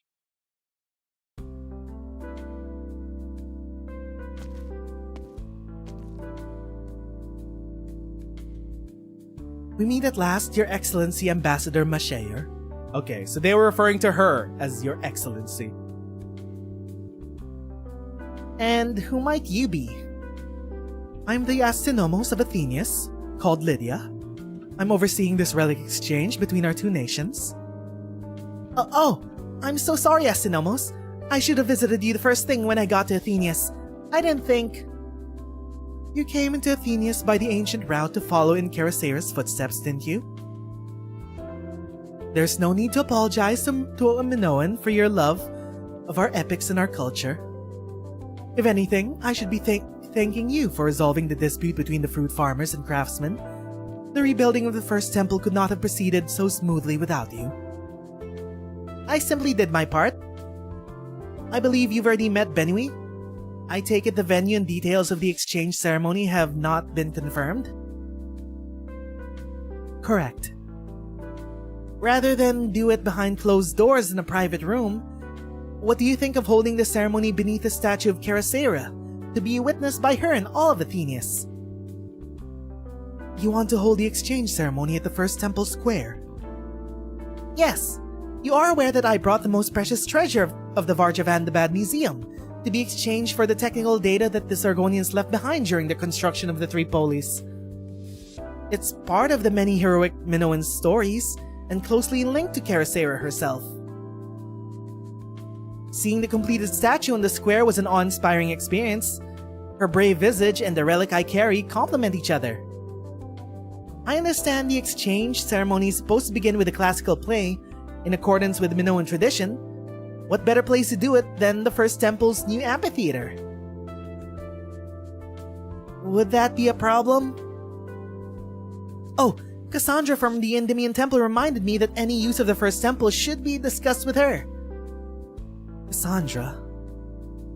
It's the Astinomos' office's responsibility to lighten the burden on the busy priests by handling trivial matters. I'll communicate with her. I was concerned about the lack of proper supervision in the rebuilding process because of the emulation of ancient methods, which has resulted in significant delays. I thought it might not be the most dignified of venues. I don't mind. However, all our problems could be solved if you are officially made the supervisor of the rebuilding project. Say what now? The rebuilding of the temple is entering its final stages. We've reached the point where decisiveness and efficiency are more important than careful planning. If you're sure, I'm sure you already have a fair idea of what's going on, having befriended the craftsmen and solved their issues. Besides, I understand that you received an advanced education in musology in Columbia, including studies in architecture. Putting the finishing touches on the temple and readying it for opening shouldn't present too much difficulty, shouldn't it? I mean, it's true that I designed and supervised the expansion of my museum, but it's not nearly as big as this temple. Besides, is it really appropriate for a Sargonian ambassador to supervise the rebuilding of the first temple? Your request that the exchange ceremony take place at the first temple is ample proof of your understanding of the relic and Minoan culture. I am in full support of your proposal, and I'm sure the ever-considerate Cassandra won't object. But I didn't expect the ambassador to be such a polite and humble young lady. Who is this? Periandros? Ah, the Corinthian. Greetings from Corinthia, land of trade and merchants, Your Excellency Ambassador Mashayer of Sargon. I am here as Corinnia's representative to the exchange ceremony as at the Asinomus' request. I happened to overhear your conversation and couldn't help but stop to listen. May I ask you a question? Would you participate in the rebuilding of the first temple if your status were not a concern? Of course! It would be a great honor to participate in the restoration of such a wonderful example of Minoan architecture, not to mention the knowledge that could be gained. I would be delighted just to hew one piece of marble for it. In that case, why trouble yourself unnecessarily? Trouble myself? What? I have a little suggestion that might solve our present problem. As I see it, the two of you are in full agreement. And as for this little issue of Ambassador Mashayer's status, it's a sensitive issue, yes, and the ambassador's concerns are certainly well-founded. On the other hand, the Asinomus here is seeking a capable supervisor who has the support of the people in order to keep the temple project on track. What better way to resolve this than Minos' most ancient process? You mean a vote. A referendum held on the first temple square. Let the citizens of Athenius participating in the rebuilding decide whether to accept the ambassador's supervision or not. A democratic vote? Uh-oh. Xanthos is here. She's really the Sargonian ambassador. Travesty. The theater of Chrysaorus' first temple was not built to host a diplomatic farce. That Sargonian said she brought a relic in exchange for technical data from the three polis. I knew that cargo didn't feel like movie figurines. The shape, the weight, its relevance to Chrysaora. Could it be the gall to use stolen Minoan treasure to buy Minoan trust?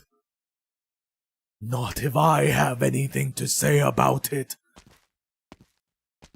No, Xanthos is about to start an international incident. But he's right though. Why is Minoan property a bargaining chip that the Minoans themselves have to bargain for?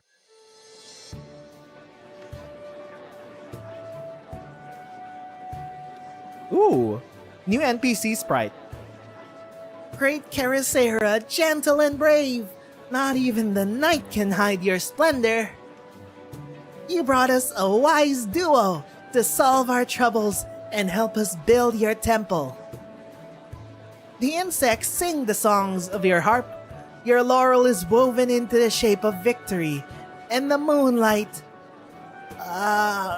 sorry, it's not the moonlight that shines upon you, but the spotlights that we installed last week. Gulp, gulp, gulp. Don't drink too much, we're here to vote, remember? Don't want to hurt your hand engraving your ostracon. Of course I remember. I'm here to vote for Titi. I almost fell when I was working on the statues by myself in the temple. I wouldn't be drinking here right now if Titi didn't save me with her arts. Were you drinking on the job? Is that why you fell? You don't believe me? Let me show you. I tripped over the statue's sash that trails on the floor and then... Ah! Look out! Several white ribbons fly out of the shadows towards the drunken Forte girl, helping her steady herself. They let her go once they ascertain that she is unharmed, straightening her hair while patting her horns in reproach. I love the drunk craftsman NPC. See? Those ribbons saved my ass. Just like that. Oh, Titi, What are you doing here? Let's get a drink. Palace told me about a girl in the moving crew who's small but strong. She loves drinking and has a tendency to stumble. But I didn't expect to see you stumble a dozen times in just 3 days, can't ya? Thanks, Titi. She doesn't hold her drink any better than the average Minoan, which is to say she's supposed to drink in moderation. But she has a drunkard's soul. Is she supposed to be Dionysus? She has purple hair, which kind of gives Hades Dionysus. You need a swig, Titi. Do I look that nervous? Not in your face, but we've all figured out that your tail doesn't lie. Who's the guy under the scaffolds? Wearing a leaf-shaped ring on his gray tail. Seraphim from the paint crew. He's only motivated when working with big muscular dudes. Nobody believes him when he says he's just lazy. Oh, they are very gay in Minos.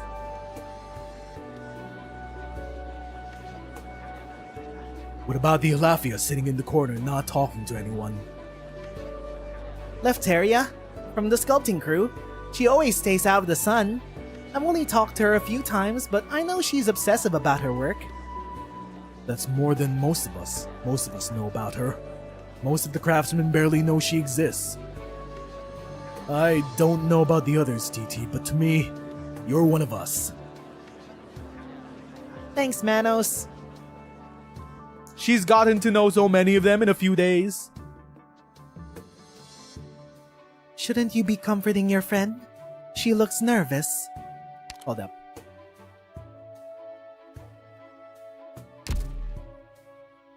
Comforting people is your job, Cassandra of Endymion Temple. What Titi needs now is not the reassurance of a friend, but the support of Minoans participating in the temple project. Kyria Masheyer has been reciting her speech silently before those two craftsmen struck up a conversation with her. She subconsciously clutches her tail when she trips over a word. Twice she accidentally grabbed her little pet instead, much to its annoyance. Okay, so Mio's still around. You've been observing her carefully. I think you like her. This alone is not enough to prove that she's worthy of trust. I just didn't want to surrender my own judgment to prejudice. It didn't take you long to decide that she was the best choice to supervise the project. I trust your judgment. I feel like Varkaris is just gonna barge in and elect himself, or try to dissuade the voters from voting for Titi. Tonight, there's no shadow of confusion in those reflected in Karaseira's eyes. Everyone has made their decisions. They do not need the words of heroes to guide their way. I have some personal matters to attend to. Excuse me. You're going? The Astinomos might take the absence of the supervising priest from the voting as a form of protest. My Ostracon is already in the box. Besides, Lydia has no need for such blatant excuses if she wants to pick a bone with the priesthood. I think the High Priest and Lydia should fuck. If the exchange ceremony takes place at the first temple, then the ceremonial play to honor the heroes. I'll talk to Lydia again. At least get her to defer the priest when it comes down to choosing the play. I ship them. There's a dynamic there. But that's all for another day. Let's hope tonight's vote goes smoothly.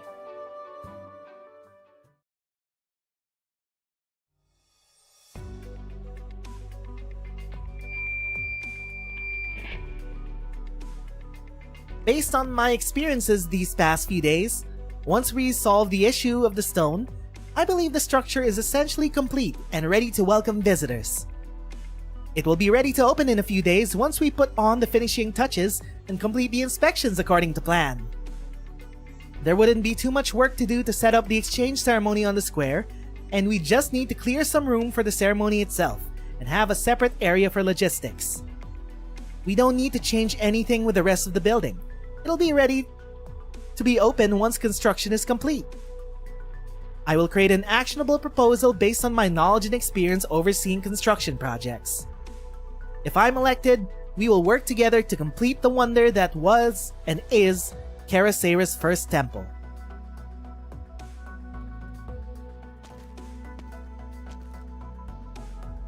Such a lively sight. It seems Kiria Mashair has made a lot of friends in a short time. It would undoubtedly be a massive boon of friendship between our two countries, not to mention the temple project, if she's elected. What do you want? I'm not sure what you mean.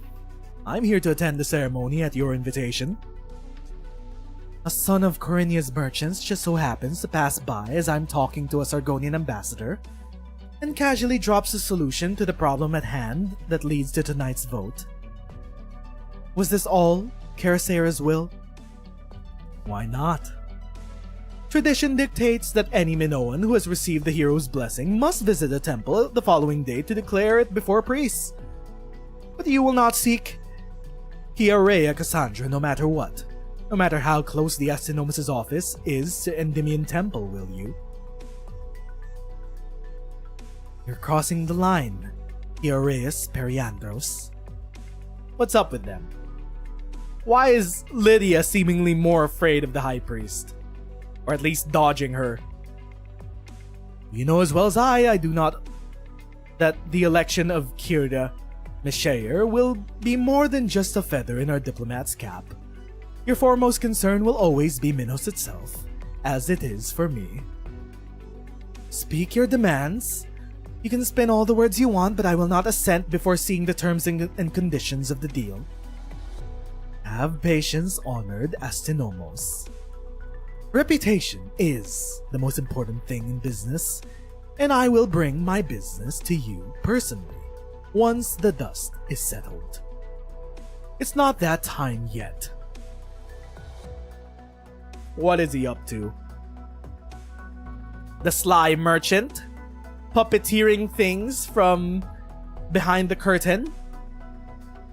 In accordance with tradition, please etch yay or nay onto the ostracon that you are holding. Then place it into the box face down. We will tally the results once everyone has cast their ostraca.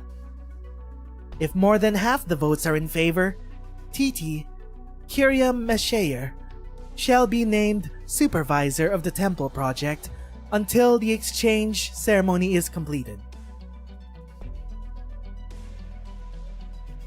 Also, I just realized Titi has two names.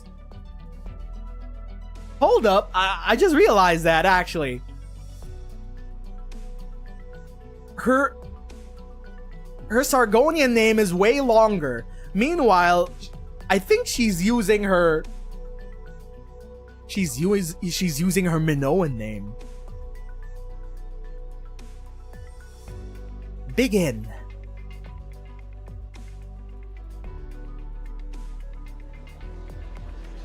Kiria is a Minoan name.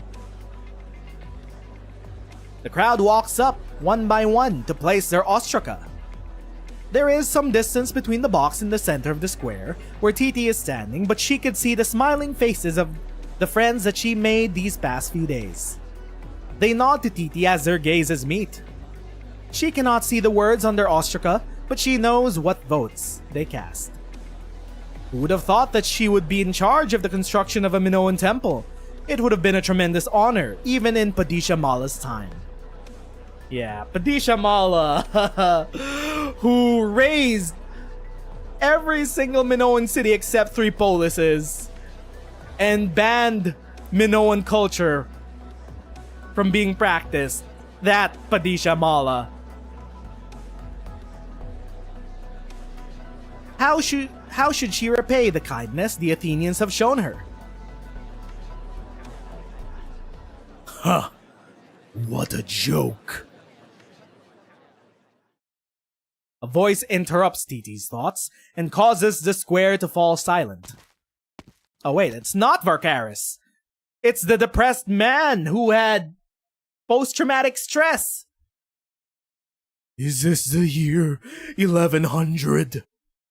I thought maybe we were at the turn of the millennium, and the Sargonians had come back to rule us. The war is over, Magus. For you, maybe. Not for me. The hated Sargonians continue to hound me in my... Okay, I had hiccups, sorry. in my darkest dreams. I wish I were as forgetful as you, but our heroes tell me in my dreams that I must not forget. No, Magus. Don't start an incident. Did the priest interpret that for you? No, but these recurring dreams are the hero's voice. I alone know their will. I will never smile and work alongside a Sargonian. I will not stand for it, no matter what good things you may say the Sargonian has done.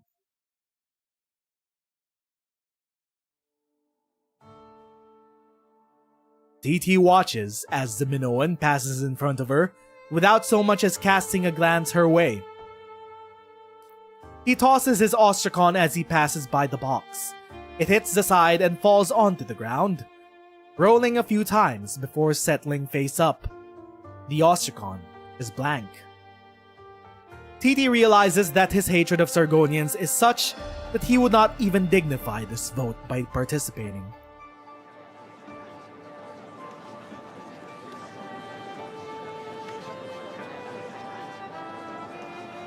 Her cheeks burn as though she has been slapped in the face, but she trembles as she feels a chill run up her spine. Fuck. It started a wave. The vibes were good!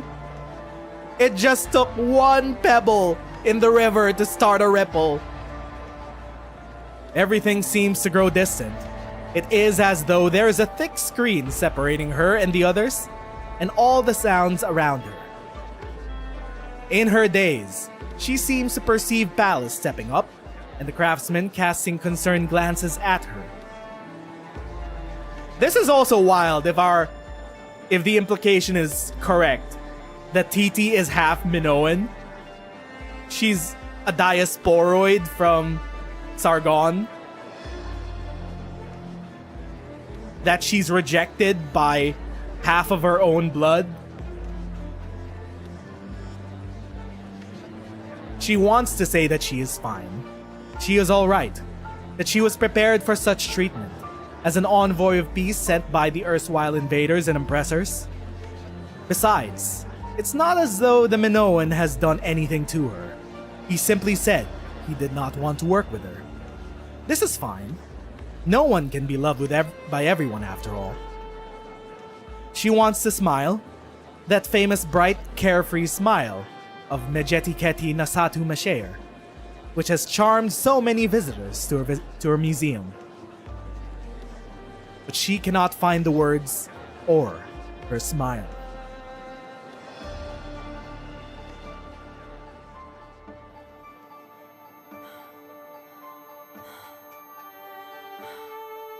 The words of the Minoan who tossed the ostracon echo in her mind.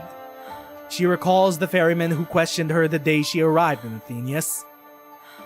The time she spent with the temple craftsman meant something. They still trust her. But to the countless Minoan strangers out there, she's not Titi, the curious lover of Minoan legend. She is a Sargonian.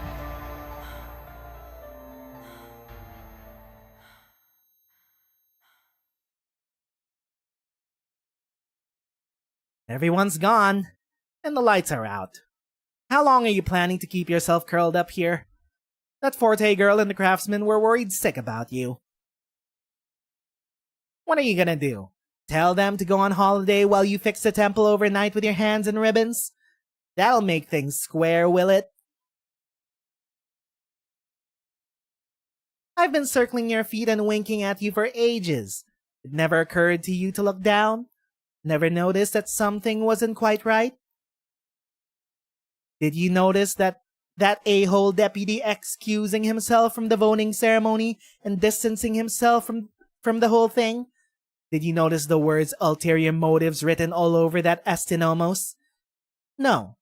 You just couldn't resist jumping into the grave that's just been dug for you. It was a trap. It was a diplomatic trap.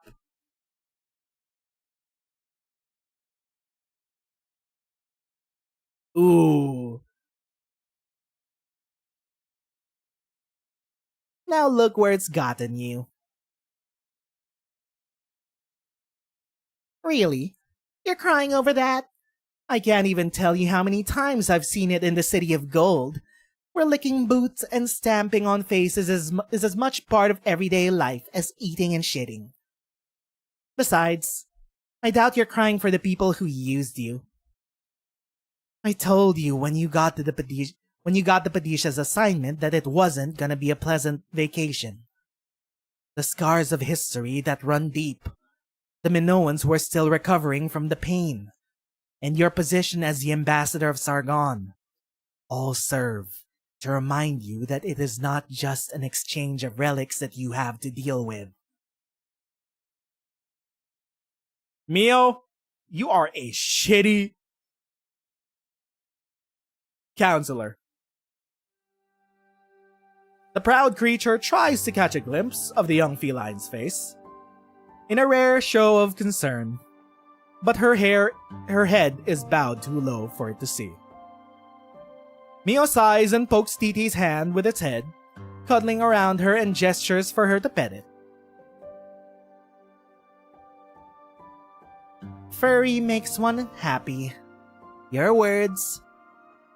I give you special permission to stroke my tail, fluff the hair on my back, or wipe your tears on either. Actually, I take back the last one. I hate getting wet.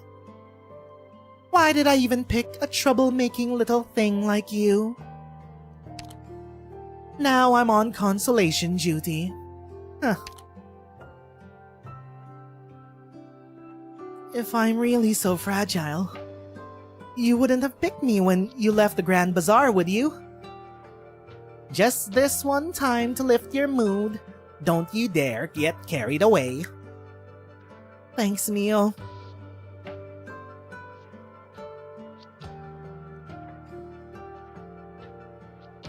Feeling better? Yes. Some people voted for me. It just means they trusted me and have hopes for me. Manos called me one of them. People don't always get along, even in the same family. And I'm in a country that was deeply hurt by Sargon in the past. I'm not a hero of legend. I can't miraculously solve everything with a song or poem or speech. What I can do is get Karasera's first temple completed as soon as possible, and return to the Minoans, to Karasera, the things that belong to Minos. Moonlight shines upon Karasera's complexion, wearing a laurel wreath with her hand on her harp. She gazes into the infinite distance. Titi stands beneath the marble statue, bathing in the same silent moonlight as Karasera. She closes her eyes and makes a wish.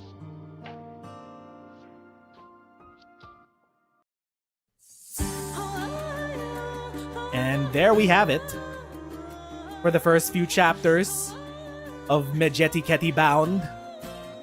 Reparations towards a country and nation that you have wronged is a lot of work. The Sargonians do not owe the Minoans any forgiveness or any grace when it comes to repaying them for all that they've done, or even extending a hand of friendship or political neutrality. But repairing the two nations' relationship is the right thing to do. Titi herself is a good egg, She doesn't bear any of the ulterior motives that the fucking politicians around this event all have. Plotting, scheming, she's just caught up in the manipulative weavings of the politicians. But she herself loves Minoan culture. She herself may be half Minoan. A diasporoid that has lived in Sargon, disconnected from her roots.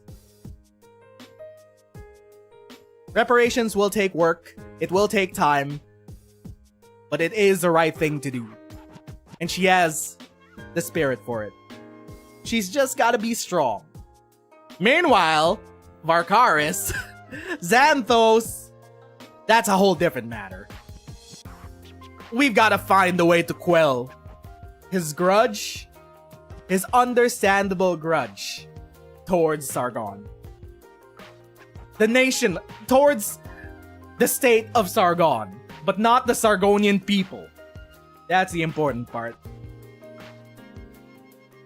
The peoples are not their government, and peoples can find understanding when an olive branch is extended. Anyway, that'll be that for the beginning of Medjehtiqedti Bound. We will continue in the middle of the week with some more story reading and then wrap it up next weekend. But that'll be that for now. Thank you to everyone who stopped by, chilled out in chat, and watched us read through the first few chapters.